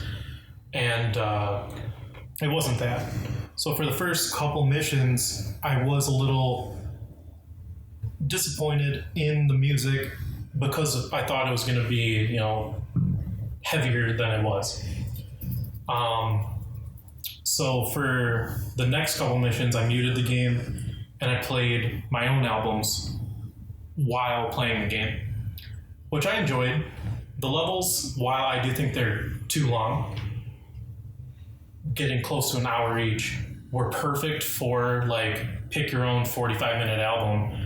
And you're basically halfway through the first song when it ends, which I enjoyed. And then I thought about it again, and I collected like a couple of the albums in the game, and I'm like, how do you album select? I want to listen to these in the hub world, and then select them when I'm in the mission to so that I can pick the music that I want to listen to while I'm going through these. Couldn't do it. It's not a thing. But ended up moving on from like mission 5 or 6 forward, listening to the game music again, and I got a lot more into it the second time I tried because I really enjoyed how when you were in combat, it would pick up its pace and it would get louder, and it would really it would make you feel like you're in there. And as soon, the second you kill the last demon, come back down. Yeah. Yeah, I really like that too, and I think the first game went a little bit harder in the metal than this one. This one was more subdued, I thought. Yeah. Until you get to the Slayer Gates. The Slayer Gates, it's the hardest challenge. It's the heaviest metal. Yeah. And so that's why you guys didn't do it because you're like, oh, I didn't get into it. But it is. I think Slayer Gates are for babies. I think you're missing out on a little bit of the best part of the game. Potentially, yeah. Yeah. The guy, But that's the issue with me is I don't do optional content unless I love the game. Yeah, same here. And while that optional content might be the best part of the game, for most games it's not. Yeah, true. the guy, so like the guy who And composed, it has to be an enhancement on what you already enjoy, right? Like that's the whole point. the guy, I just want to comment on the guy who like composed the soundtrack. Mick Gordon is his name. He's like video game royalty. He's done the soundtrack for games like Lawbreakers, Wolfenstein, Prey, and then 2016 Doom and this one. And he's just a heavy metal master. I do want to mention, and if you're watching this and you haven't played the game yet, I would recommend it. I went into the settings and I turned down the volume to everything else to halfway, kept the music at max, and then I just turned up my headphones all the way so that it was always jamming. I didn't have to listen to heartbeat noises or gunshots just as loud as the music I had to have. 100%. This game's definitely best played. Music all the way up, beer in hand. Yeah. You can't have Doom without the metal, like you said. I need a beer and playing with one hand. So like, and then like, That's I feel like this 2016 won best That is on control. music score at the Game Awards. I'm pretty sure. I know Doom Eternal won best music score Oh, at the Game Awards in 2020. Sorry, what was that, Paul? I was just commenting that like whenever a Doom game comes out, you know it's gonna win best music score. Like I'm pretty sure 2016 won best music score at the Game Awards. I know Doom Eternal did. It's just best in the business. Like whenever the next Doom comes out, it's like, all right, that's gonna be best music score, guaranteed. Lock it in. Just it's so revered by fans of this game, I think. I wish it just went a little harder. Is my only thing. I did when I started playing with the game music on again. It matches up perfect with what you're doing, which is why I didn't go back to like listening to some album over the game again. There was some controversy with Eternal. I remember reading about this when it came out because like Mick Gordon composed the soundtrack and he did the mix in the game, and then somebody from id they remixed it again because I guess they didn't like his version, and there was some controversy because it wasn't like his mix, it was like his songs, but how it was like built into the game was changed. So I don't know if that ever got changed back, but I just remember he like tweeted like, yeah, it wasn't my mix that made it into the game, and some people were upset about that. I don't really know what the difference was, but I don't know. Doom guy. Maybe that's why maybe 2016 you thought it went harder. Not that Eternal wasn't damn good, but could be something to do with that. Do you remember hearing about that at all? No, and to be honest, I haven't played 2016 since 2016, so my memory could be wrong. But yeah, top-notch music. All right, any other comments on like gameplay or anything you guys want to talk about before we talk about the story? Real quick, I don't think you guys dabbled in multiplayer at all. No. And I barely did, but I played a lot of 2016 multiplayer. And it's pretty cool. I know in the story mode you play as a demon once, but in the multiplayer it's demon versus Doom guys. So Doom guy. I think that critically a lot of people shit on the multiplayer in the game's media, But I just wanted to give a shout out that I've always thought it was really good. I mean, you're translating the gameplay of the campaign into multiplayer. Everybody's constantly moving, dashing, running, jumping. You've got demons flying up and shooting down rocket launchers. It's hectic, and I think it's more fun and doesn't get enough credit. Yeah, I agree. Do you have the whole weapon wheel in multiplayer? Yeah, I think so. That's pretty cool. Well, I think depending on the game mode, I think some of them actually, yeah, you like find the weapon on the map. So you jump to where the rocket launcher is, and then you get that. For limited ammo. Oh, it's like a pickup. You get unlimited ammo, but you lose it when you die. Gotcha. I was gonna say I don't know how they manage the resources the same way because you can't So there's regenerate health and armor in multiplayer. There's armor and health spawns on the map that you can run over like you do in the campaign. So it's a lot of like the balancing and knowing the map. Like I gotta do this platforming bit over lava to get to this 100 armor thing, but it's worth it. You know, while people are shooting at me, but I need that, otherwise I'm gonna die. Like, I'm glad they put it in because it seems like there's a trend like of single player games like stripping out multiplayer to focus on the single player game, and I don't know if it's just because there's the way economics work, there's not room in the budget, but I'm glad that they found a way to have that in there for people who are just really into the gameplay and just want to do some multiplayer stuff. All right, let's talk about the story. So I've kind of broke it into 3 parts that we can talk about. The game starts, you're on the ship, and Vega, the AI from 2016, is like, there's this demonic invasion of Earth by the forces of hell. And the Slayer needs to get in there and kill these 3 hell priests in order to stop the demonic invasion. So you go through a portal to where the first hell priest is and go to take him out. That's kind of how the game starts. So you do that, kill the first hell priest, and you learn, there's 2 others, and they're in different locations. And you have to get this, what was it called? It was like a holy locator or something to find out where the other 2 are. To progress that plot point. Yeah. So you go to another location after killing the first hell priest to get this locator, and you meet this other guy who's like dressed up like a Slayer. And like this was probably the only codex entry I read. I read about who this guy was because he kind of like charges it for you, so you can use it on your ship to find the next hell priest. He led a bunch of like Slayers into hell on a mission, and he betrayed like his company because he made a deal with like some hell lord to like give up all those people in exchange for bringing his daughter back to life.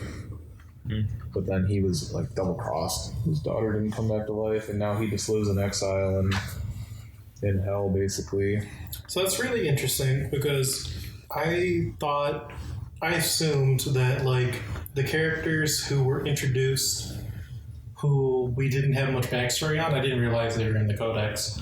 But I just assumed they're from Doom 2016. That's what I did too. I didn't recognize that guy's name, but like you could tell he knew who the Doomslayer was. Like they had a history. Yeah.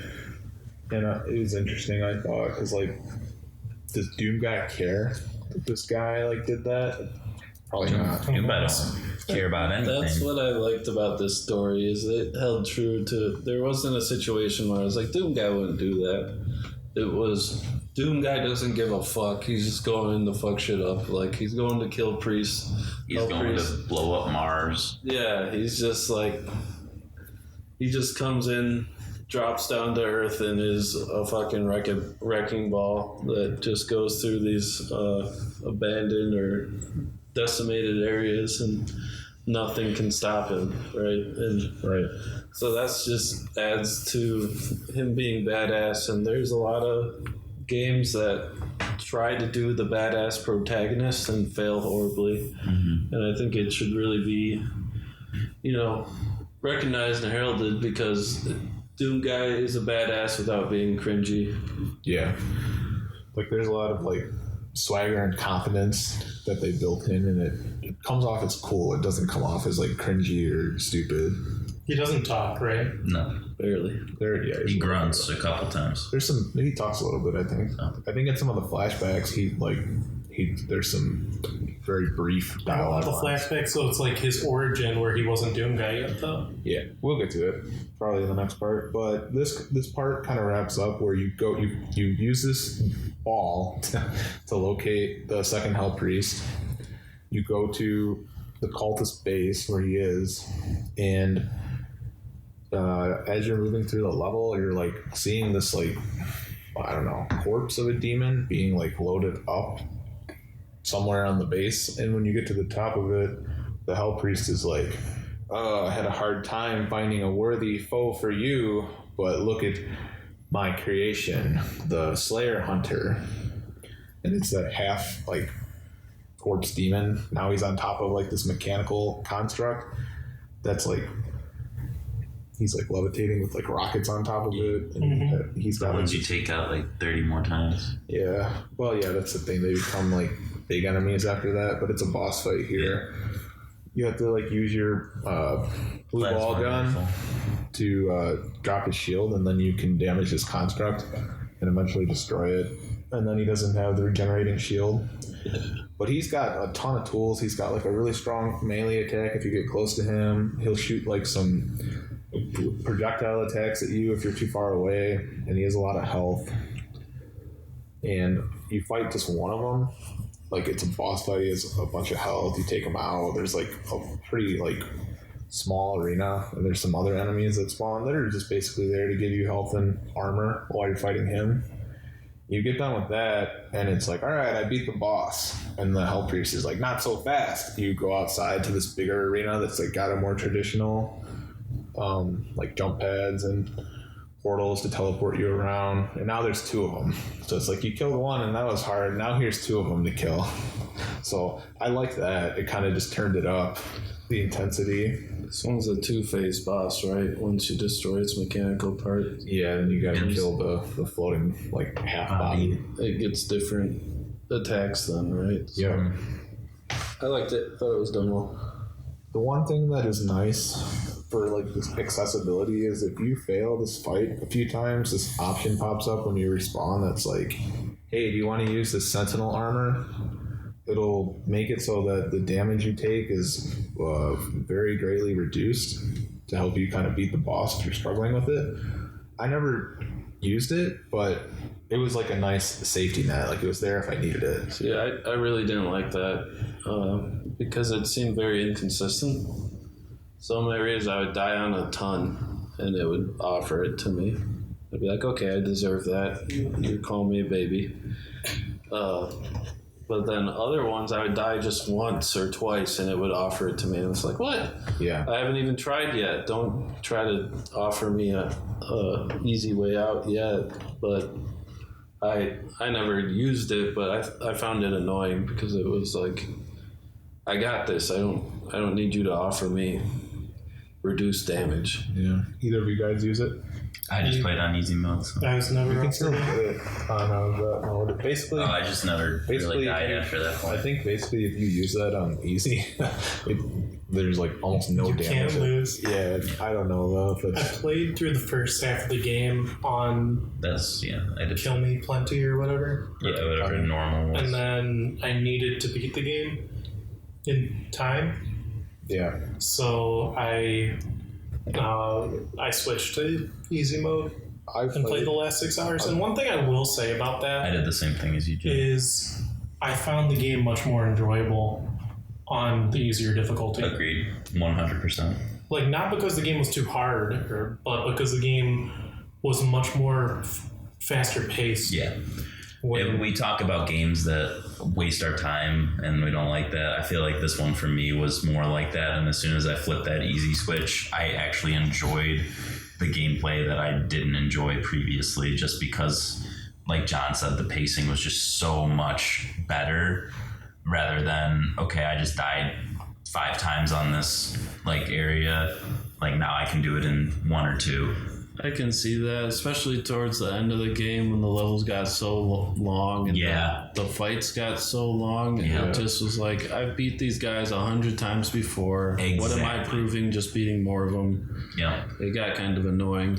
And that's what I'm getting at. That's why I enjoyed the pacing of that second half of the game so much better on easy mode, because of the fact of like, I played the intended amount of time in the first half, and then I was like, I know that like this isn't for me, but I'm still enjoying it, but it's just getting really repetitive and really old, and if I'm not in love with this game, I don't see myself doing this for another 6 to 10 hours to beat it. So yeah, throwing on easy mode and actually just going through the hordes of hundreds of the same enemy in a much faster pace was a lot more enjoyable. Yeah. And occasionally they'll sprinkle in a new enemy every few chapters. What I will say is I played through the first Marauder fight on like medium difficulty and then switched to easy.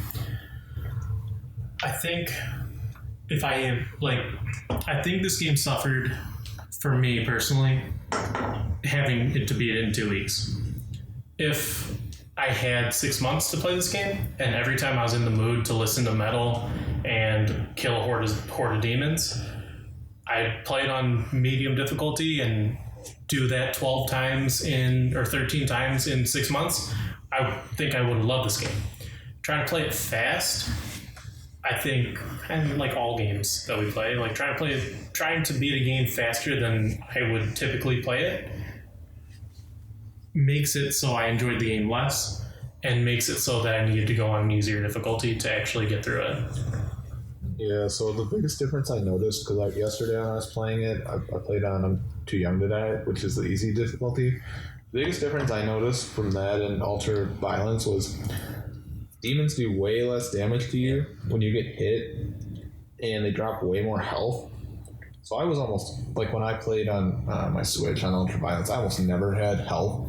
But when I played yesterday, I just always had full health. Yeah. You played on Ultra Violent? On my Switch. Well, I started my Xbox playthrough on that mode too. Then I was like, I gotta play on Switch because I'm not gonna be home enough to play on my PC. Mm-hmm. And I can't take my Xbox with me.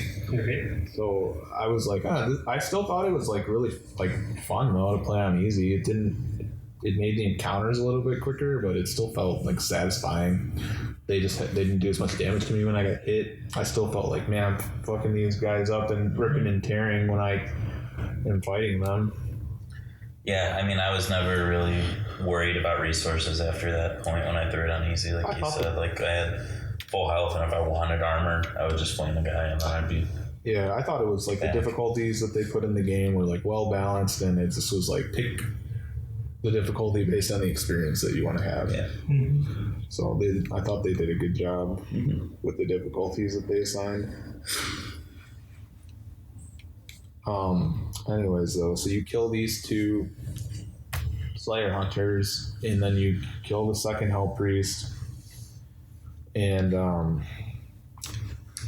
you go back to your hub, and Vega tells you, like, oh, we can't locate the third Hell Priest anymore. We're not able to locate him because he moved to a location that we can't track.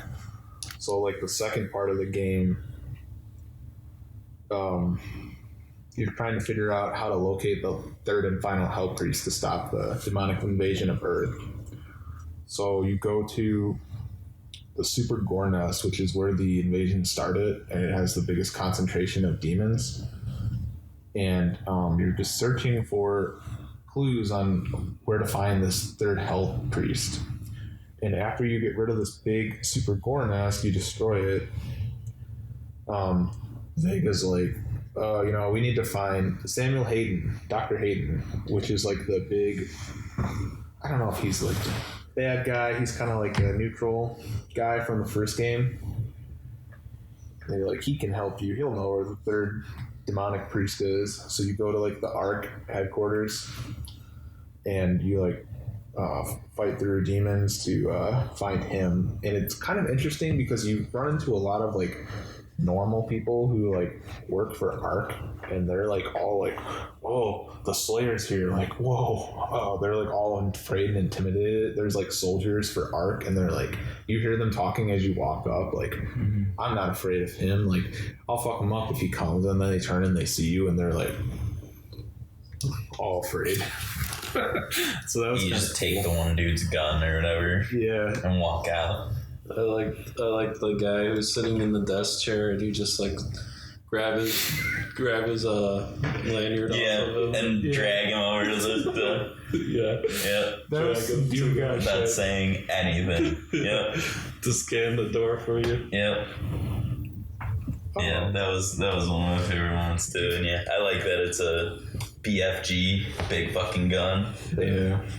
You get to where Hayden is, and he's like destroyed because like there was a big explosion at the end of the game, and his body's like a cyborg. And they're like, "Oh, we need to be really careful." Doom guy just grabs him. Yeah, throws him through a portal back to home base. Yeah. And then that's when you fight the Marauder, and he's kind of like a mini boss. They just kind of introduced the Marauder as an enemy, and we talked about that earlier. How they just in the pop up is like they're defensive machines. They have a ton of health and defensive capabilities. You have to wait until there's this green flash, and you can shoot them and interrupt them, and it'll be stunned for a few seconds, and you can get some damage in. But they take a long time to kill because they have so much health. Even on because I fought one of them yesterday on Hurt Me Plenty or I'm Too Young to Die. It's like, man, they still take a long time to kill. Yeah, they do.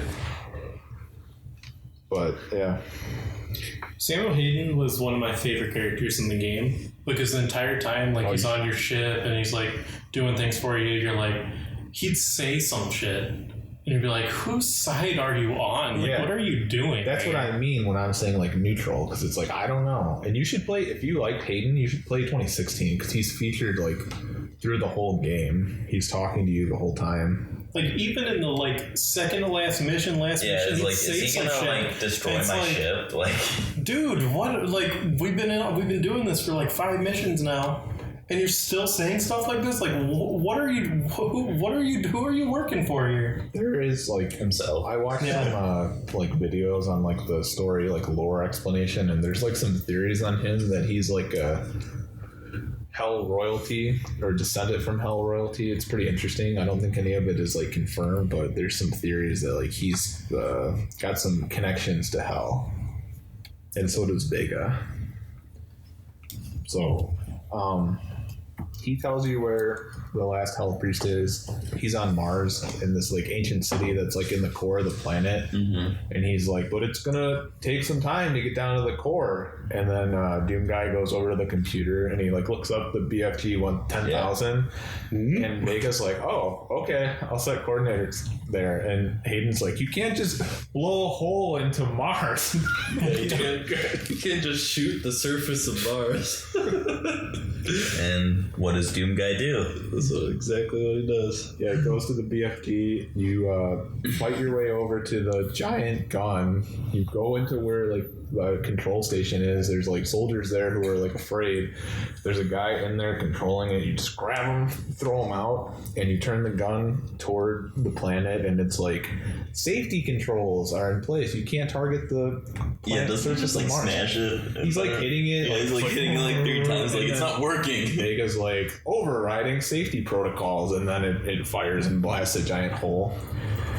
And then like I thought this was one of the most badass parts of the game. I thought this was the coolest. Like, we talk about hating the platforming. I think that the like asteroid jump to the Mars crater was probably my favorite platforming section, just because of that setting. I didn't mind, like, the platforming like was dialed down. Like, yeah, you had to make some jumps, but it wasn't like before where it's like jump on this wall and then it's sinking, and if you don't like jump right away you die. So like, it was better here. Yeah, that's what I mean. I thought that it was just like the coolest overall. It wasn't super challenging. So is this the part where he shoots himself? Yes, this is like one of my favorite parts. He's got to get over to the escape pods to like go down to the surface. There's this gun, and Vega's like, this gun is designed to shoot regulated ammo from the Artillery. Yeah, Doom Guy's like, override it, jumps into the gun, and it shoots him over to where the escape pods are. Yeah, it shoots these like giant balls, and Doom Guy just tucks himself into a ball. It shot over where they are. It was badass. It was cool. One thing I find strange about games, and I don't know if it's all games, but at least this game and Gears 5, every time there's like a big gun, it's a cutscene where it shoots. It's like, let me shoot the big gun, you know what I mean? It's like, the biggest guns in the game are always cutscenes. Why is that? Okay. Oh, and this is where you get, this is where you get the carryable BFG, the BFG 9000. You just rip it out of the giant one and carry it with you now. Yeah. Which is underwhelming, too. Yeah, that's okay. It's OP, though. It's underwhelming, though. There's like a big area of demons you just shoot and it just kills them all. I think it is better in 2016, that gun, because it just like blinks and it kills everything like in the vicinity. This one, it's got to like pass through them. Now it's like a wide AoE blast, but I liked it better in 16, but it's still cool. I didn't use it that much because there's not a ton of ammo for it that you find. It's like 2 ammo, and I think I missed most of the time because I assumed it would be like empty. Look this direction And clear and everything. kill everything. Yeah. But maybe I was just shooting into the ground because I swear every time I shot that thing, I killed like one demon. Maybe you should aim higher. Maybe you have the Maybe. opposite problem. Well, what I'm saying is, well, maybe, yeah, I'm 100% sure, but if it's the BFG ultimate gun that kills everything that you shoot at, make it do that, you know? It does. I had like some where they're all in a huge corridor, and I wiped out like 40 demons in one shot. So I mean, I just don't want to. I don't even want to aim that thing, you know? I just want to fucking. That's how it is in 16. Like you really don't have to just aim clear it. the screen. Yeah. It just you fire it and it flashes and it just kills everything. But yeah, it was still cool. Just situational, like you were saying, like a big area where you know you can just blast it and kill them all. But anyways, so you get in a little pod, you go down to Mars, to the hole that you just created, and you go to this like ancient city. I don't remember the name of it, but No. it's like the ancient city of the Sentinels, and like Doom Guy is like the king. So there's like a cutscene that plays where there's all these Sentinels in armor, and there's this guy, and it's like, welcome back to your home. And you go to where the third Hell Priest is, and there's another boss fight here with the Gladiator. What do you guys think of this boss fight? this boss fight was pretty hard for me. If I'm being honest, I don't remember it. It like puts you in a cone and has the things that you have to go under or jump over. Yeah. Like the squigglies coming at you. Oh yeah, that's what I have. I have a note. It's like bullet hell. You've got to like dodge all this stuff or you get hit. And this boss has a lot of health. Yeah, it was just hard for me because the ads where Oh, is this like shoot the eyeball thing? No, I don't remember it. he has chains that he swings. You're like in a circular coliseum, basically. I think that's my biggest thing is I didn't like the arena that you fought him in that much because it was more restrictive. I thought.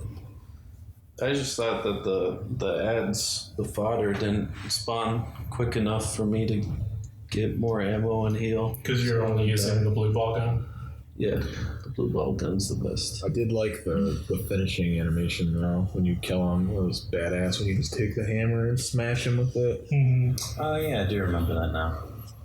And then after you kill him, you kill the third Hell Priest.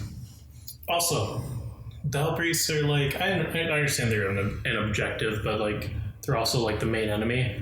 You also kill all the Hell Priests in a cutscene too. I thought that was strange. They're being protected by like these bosses, right? I know, you have to beat the boss and then there's a cutscene where you kill the Hell Priests. Because they're not actually enemies, they're not actually like combat. If they let you Walk up on them and execute them? You don't Walk think up that'd be and- fun? no, I think that you'd have a repeat of what you did in BioShock, where you killed the person before their dialogue line is done. That's what I'm talking And then about, they're just though. laying on the ground, still talking with their head blown up. Yeah, but I enjoy, like, this is the guy you're here for. Let me kill him. Don't.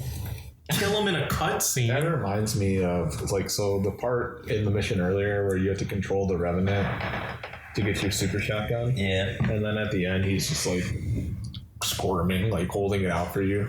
Did you guys what'd you guys do after you took the shotgun? I shot him right away, yeah. Did you kill him? Okay, yeah. I figured everybody did, but I was just curious if anybody didn't. It like almost set you up too, and I almost didn't, and I was like, why not? Yeah, it just blew his head off. Yeah, you've killed every single thing up until this point. Why would I just walk away from this? Doom guy would kill him for sure. It would be cool if you didn't kill him, and then like that Revenant was like an empowered Revenant later. That would be cool. We'll never know. Yeah. I doubt it though. But yeah, I have that. Or he's chilling on your ship. Just saying no. He's in your room listening to your metal records. Just sitting on the bed jamming out. He's like, He's got one of your helmets on. He's playing your guitar. Yeah. you fist bump him. No. Now I'm sad I killed him. Yeah, exactly. He could have been your best friend. We don't know. He just got you the super shotgun. He wanted to help you, and like That might be in the game. Let us know in the comments if that's in the game. Anyways, so you go back to your ship and Hayden tells you like, oh, good job. Or maybe Vega says like the demonic invasion of Earth has stopped. And you find out that that chick, the con maker, is attempting to... What is she trying to do? She's trying to revive like To release the icon of sin. Icon of Sin. Yeah, and you've got to stop her now. But the only way you can deal with the Icon of Sin is with the Crucible, which you already used in the first game, I'm assuming. Yeah, there is one in the first game, I believe, but you need to go get a Crucible because you don't have one. And you're going to go back to this ancient city where you had like the Doomslayer had like his first battle with a Titan demon, which are just like these massive giant demons that are like, I don't know, 100 feet tall. There's one where you defeat it. Oh, I thought that was in 2016. Like that was the plot. Like you're going back to where There is one where you kill with the Crucible sword, but this is like the first Titan where he ever killed. There was like a massive battle at this city you're going to go to next. Well, powerful. Was the king... So this is something about the lore of the Doomslayer that I have some questions on. Was the king put him in the machine, gave him his powers, right? But who was like the king affiliated to? Was he with like man? I thought, and I don't know, but I thought like what I remember is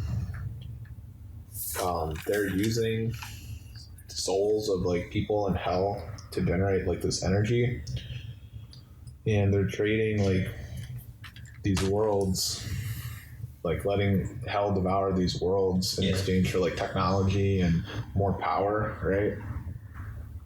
And that's like the faction that the king is from. He's made like a deal with hell.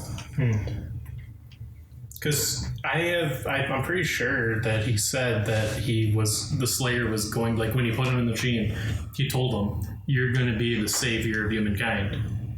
So like, it's almost like a double cross with hell, right? Like they're using that technology, making this man who's going to overtake hell when the time comes or something like that. I don't know. I thought maybe it was for a time, and like because they keep saying like, oh, it was written that like humanity was going to be sacrificed and it was going to be like the con makers people's time to thrive. And like 360.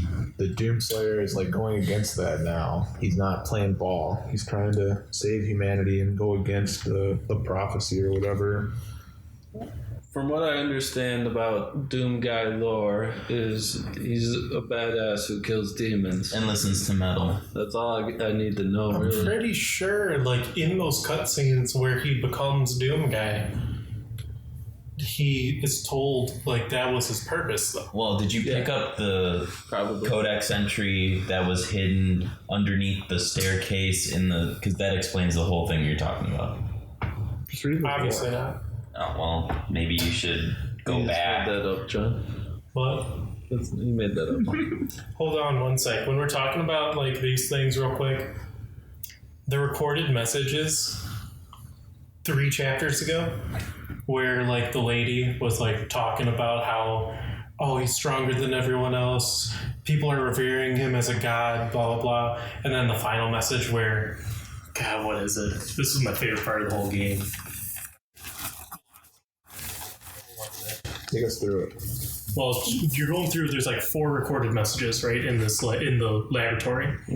And the scientist, female scientist, she first starts like, people are revering him as a god. I don't believe that. We're going to figure out what this is, like why he's like this. And then the second one, he possesses powers that don't make any sense, blah, blah. I'm starting to think that maybe this is true. And third one, he is a god, and I'm willing to believe in him. He's going to save us. Fourth one, she says at the very end of it, he is Doom. And then you fucking get into another fight instantly after that, and I was like, oh, this is it. That's the best part of the whole game. Freaking, you listen to this lady who's like, doesn't believe that you're the savior of humanity, because doesn't believe that you're like super special.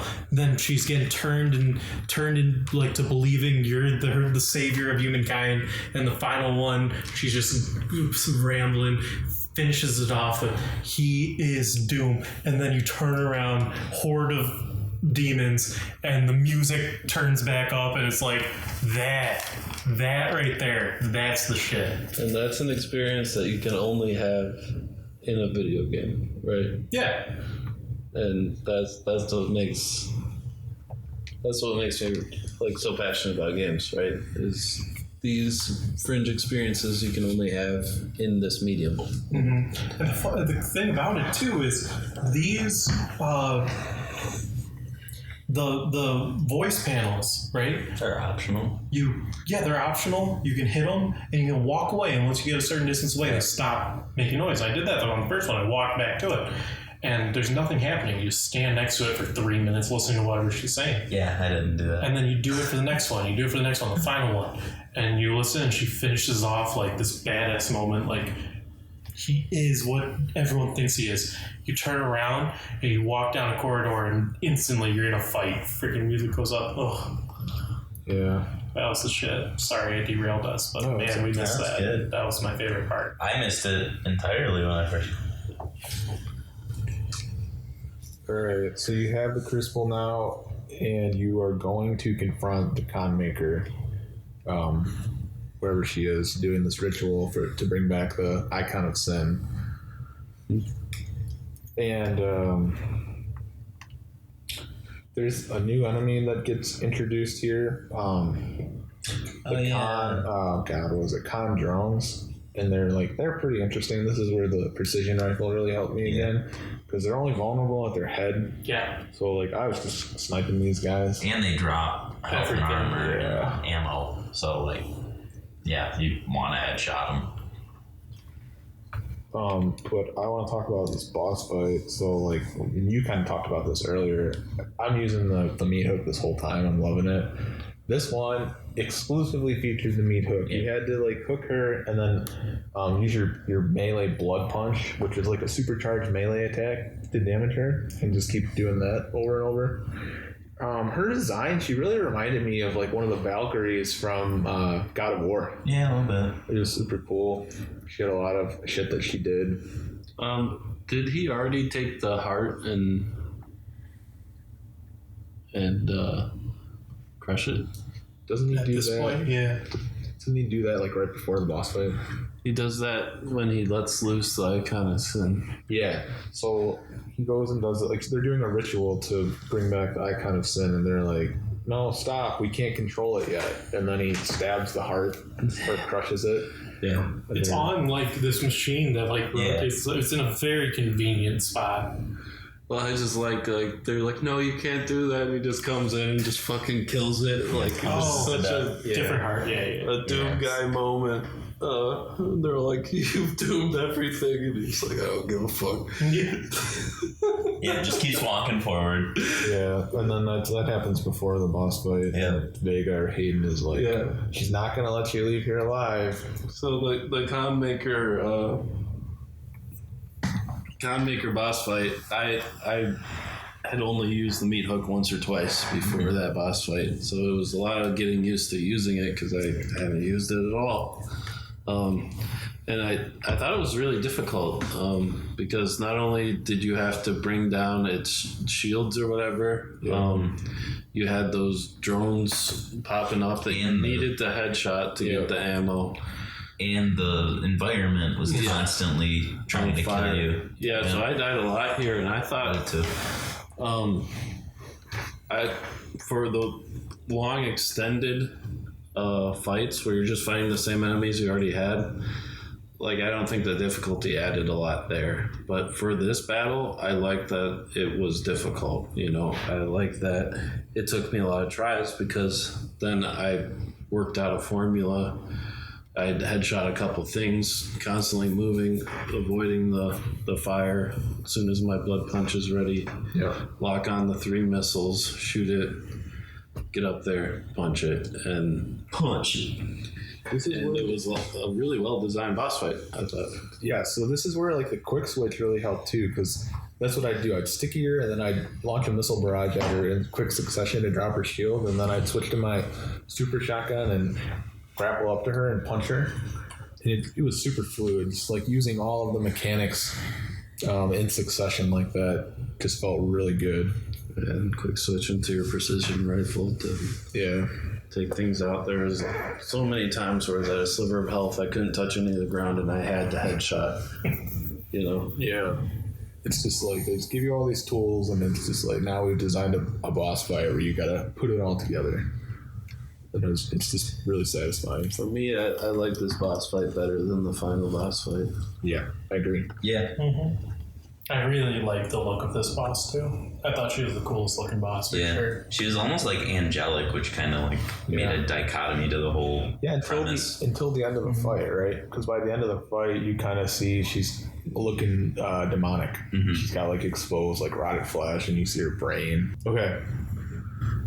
So you've got to go back to Earth because the Icon of Sin is now on Earth, and Hayden says that he's getting more powerful with every passing moment. So you've got to take the Crucible and deal with him. So there's a portal that you go down to teleport back to Earth.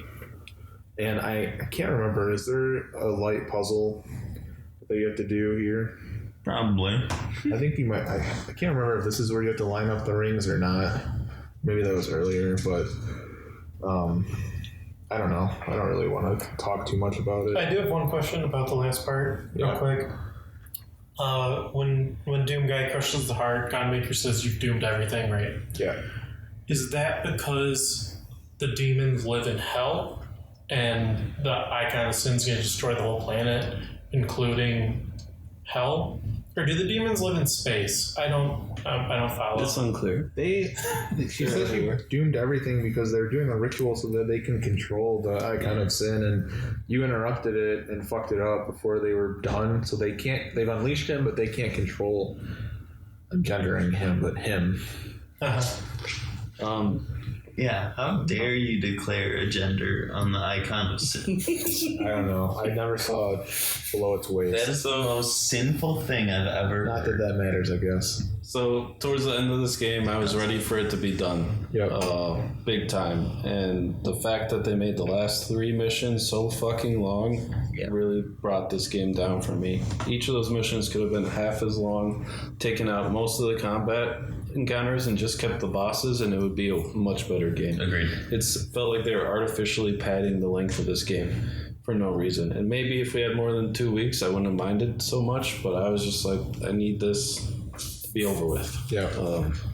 So it was incredibly annoying to me, especially the last mission. I just wanted to fight the Icon of Sin, not follow him around the city for 2 fucking hours, fight a billion fucking things. Yeah. Like, You've already fought 2 Marauders at the same time. Yeah. Like, I'm so over the game at this point. Like, I'm done with it. Yeah, during the final boss battle, I pretty much completely ignored every other enemy except for the icons. Really?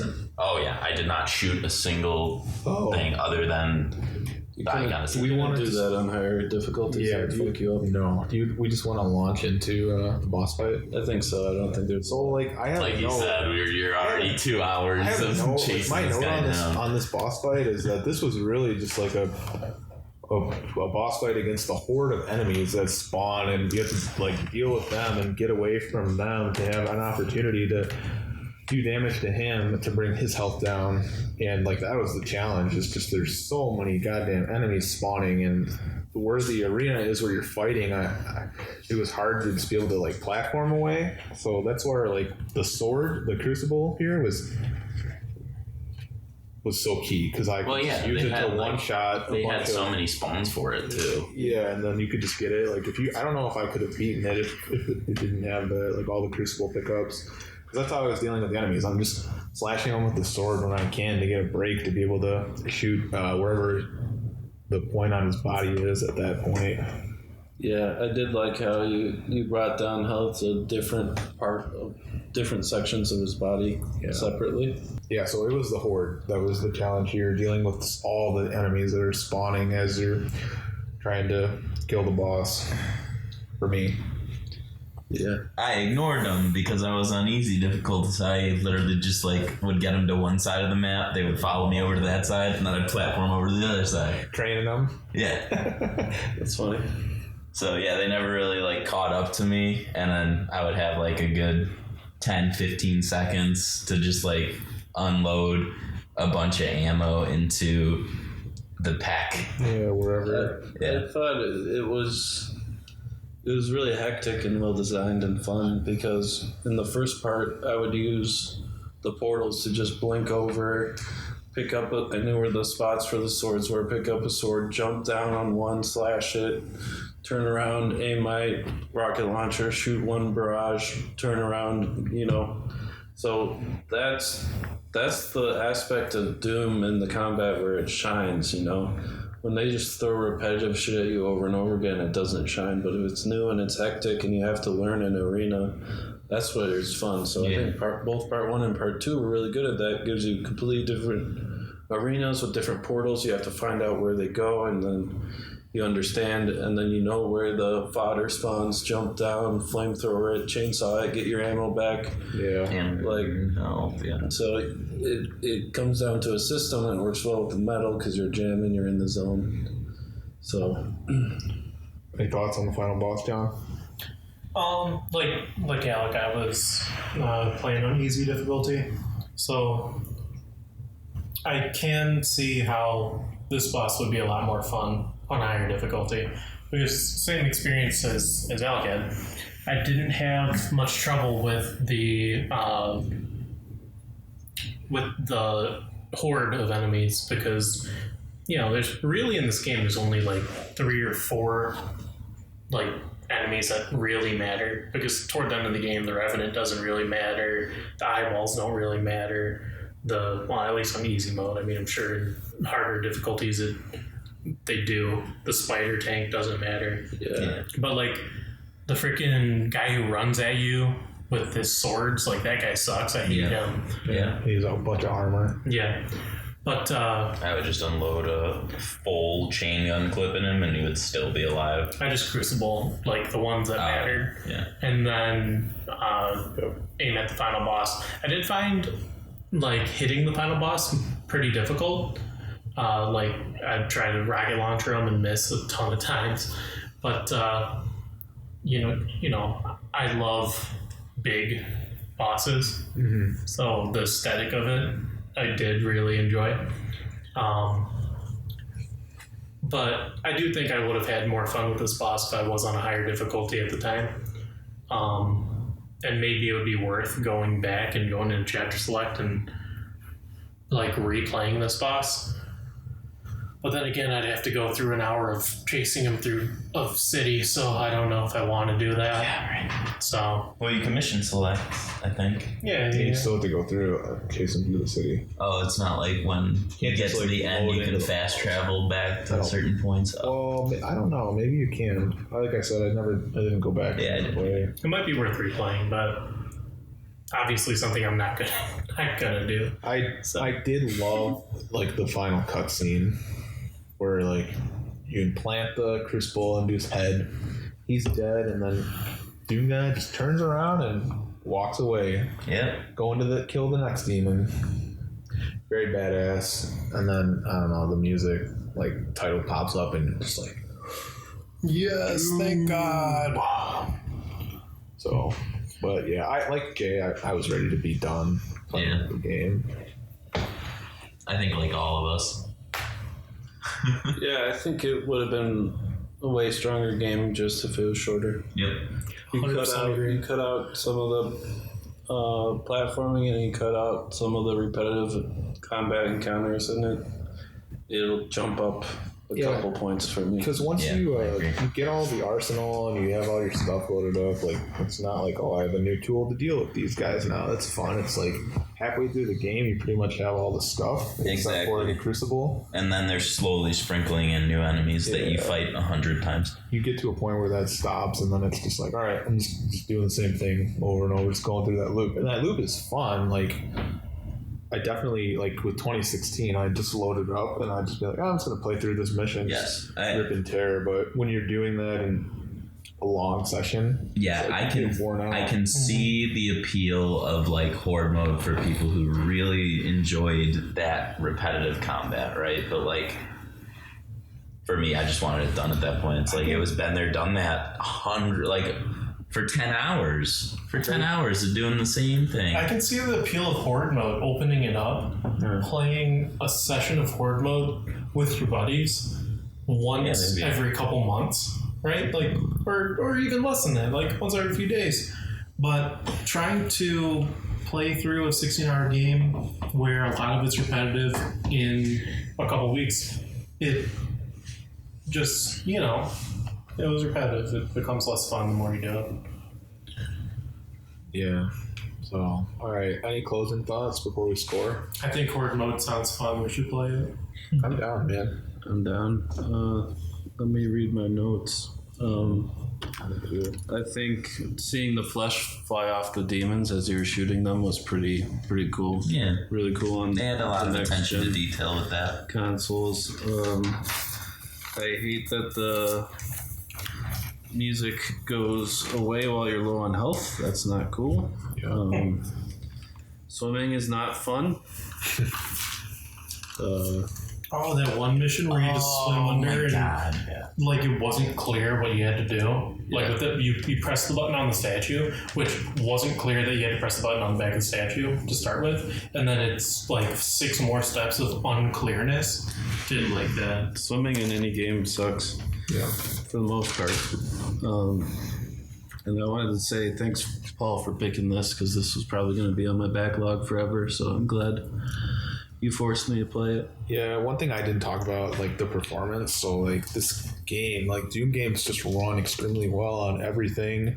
You can play at 120 hertz mode on Xbox, and then like this game runs on Switch, which is crazy. And it's a pretty good experience on the Switch too. Like I was kind of like, this might be really framey and that might not be good for an FPS, but it is actually pretty good. So good job on id for making a super well optimized game that can run on variety. Yeah, run on a toaster. Yeah, and then my last note is just the last 2 to 3 missions were excessively long. Yes. It was a long game. Yes. So anything else, guys? No, I think we can score and finish that. All right. Who wants to go first? I can go first. John. Yeah. I mean, I've said most of what I wanted to say. I think that the game suffers a little bit in that we had to play it in a shorter time frame than I think would have been optimal for the game because of its repetitiveness.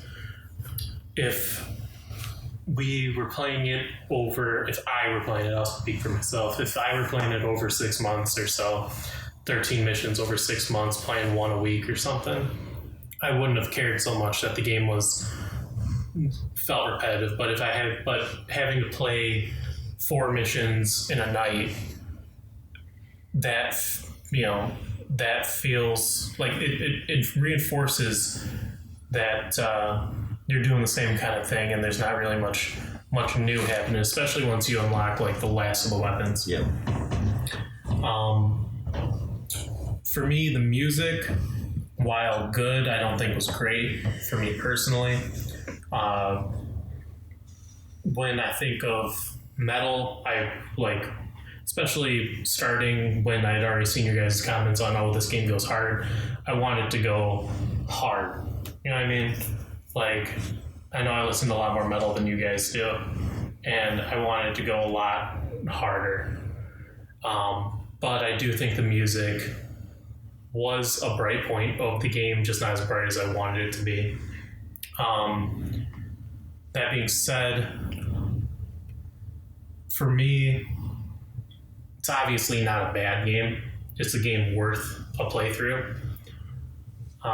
Especially if, you can give it some time in between your sessions, play 2 or 3 missions and, not play it until you feel like playing it again.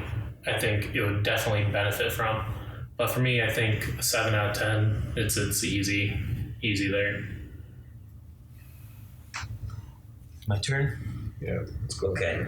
So I knew going into this that this was not my type of game, and so it kind of delivered on that.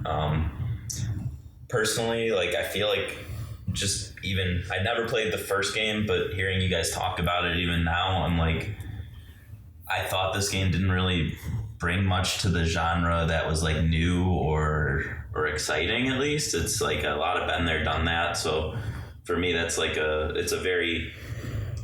it fits into its genre and it does what it does well, but it doesn't really do anything that's too crazy. We talked about the pacing at great length, so just like the length of the game, I'll keep that to a minimum. But yeah, it doesn't really make me feel like I'm progressing. Like the progression system, they put it in there, and they put in way too many systems as another point. But they put it in there, and it kind of felt like it was just in there to be a progression system. It didn't feel like I was really accomplishing and we say when you get a new gun, it's like, okay, well, you got this new gun now, and you can either like it or dislike it, right? Like, you can beat the whole game on the first 2 guns that they give you, pretty much, and the rest of the guns are variations on that. Like the rocket launcher is no different than a frag grenade, or so on and so forth. So it's just like slight variations on the same mechanics to take out enemies.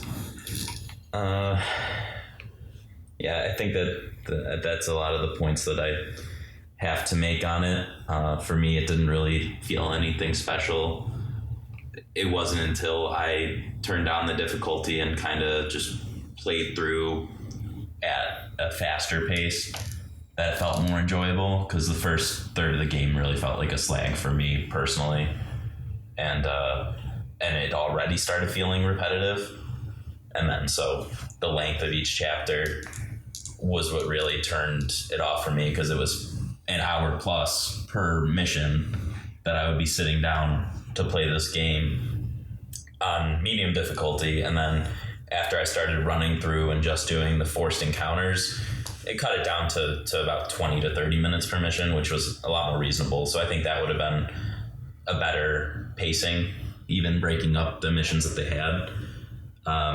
But overall, it's a very average game for me. I'm going to have to give it a 5 out of 10. Okay, I'll go next. So I played a lot of Call of Duties, a lot of Battlefield campaigns, and like the first person shooter single player genre like was very stale before June 2016. Like was very militarized. Like there's a bunch of guys standing over here, and you just aim at them. He's stationary, and you just shoot them. They don't move around. They hide behind cover. I think Doom 2016 really brought the FPS genre forward, along with Titanfall. Like, make the enemies move around more, vary their attacks, make the player move around more. And I just think that's so fun compared to like a Call of Duty campaign or a Battlefield campaign. Yeah, it kind of created its own genre, right? Which it's within FPS. Yeah, it's like this is a good FPS game, and then the campaign for Black Ops Cold War is a bad FPS game. There's just so much more tools that they give you, and like so they did a lot of that with Doom 2016, and then with Doom 11 they just kind of doubled down on a lot of those things. They added some new mechanics that were more iterative than brand new, I guess. But they just were refining like the genre, I guess, that they created, the sub-genre of FPS. And I think Titanfall 2, it's the same thing. The movement is like a big part of those games, like it is here. And like the solo platforming stuff like wasn't very fun, and it could be frustrating. Like there were definitely some early missions where I spent more time on the platforming sections than I did on the combat, and that just kind of felt bad. But I think when you take the platforming like in those arenas where you're swinging on bars and jumping around and dashing, that's a lot of fun. When you're grappling like an eyeball guy to kind of launch yourself away from the enemies, it's just really cool. And then on the way down, you like scope in with your sniper and headshot somebody and it blows up. It was just a lot of fun. So many of the fights have a deliberate and desperate feeling of like just barely getting through, that it just like kept me engaged. And we talked about it, like there were times in this game with the music where it's like, man, I am the Doom guy, ripping and tearing. It just felt good. It's like people say about this game, like in Doom you are the final boss, like, and the enemies are like trying to take you down, and it's such a cool game.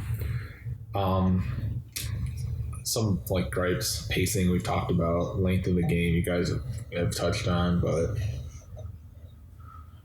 overall I had a really fun time playing this game, and it's definitely something that I'm going to come back to. Like I want to do the Slayer gates that I didn't get. I want to maybe try playing with some of the cheat codes. Like they added a ton of replayability here to go back to if you enjoy like the loop that they've created with the combat. So for me it's a 9 out of 10.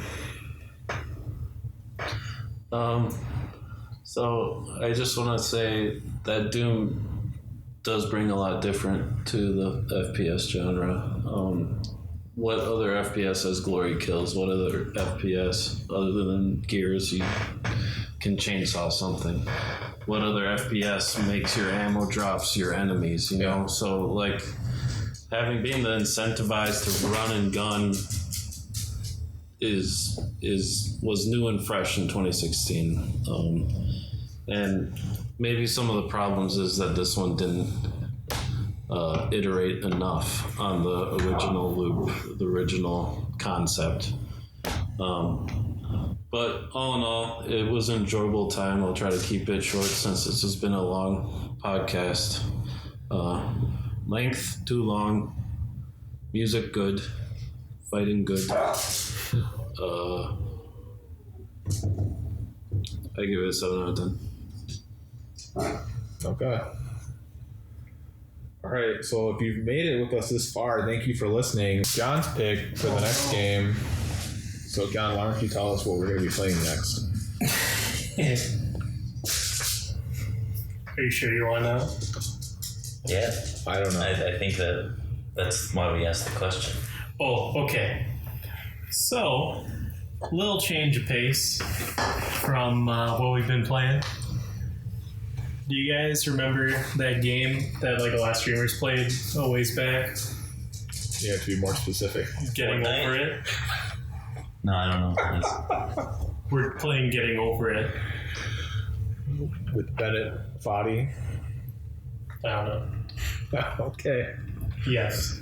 So I played this game for 2 hours and rage refunded it, so it'll be interesting. Oh, God. I've owned it for like years.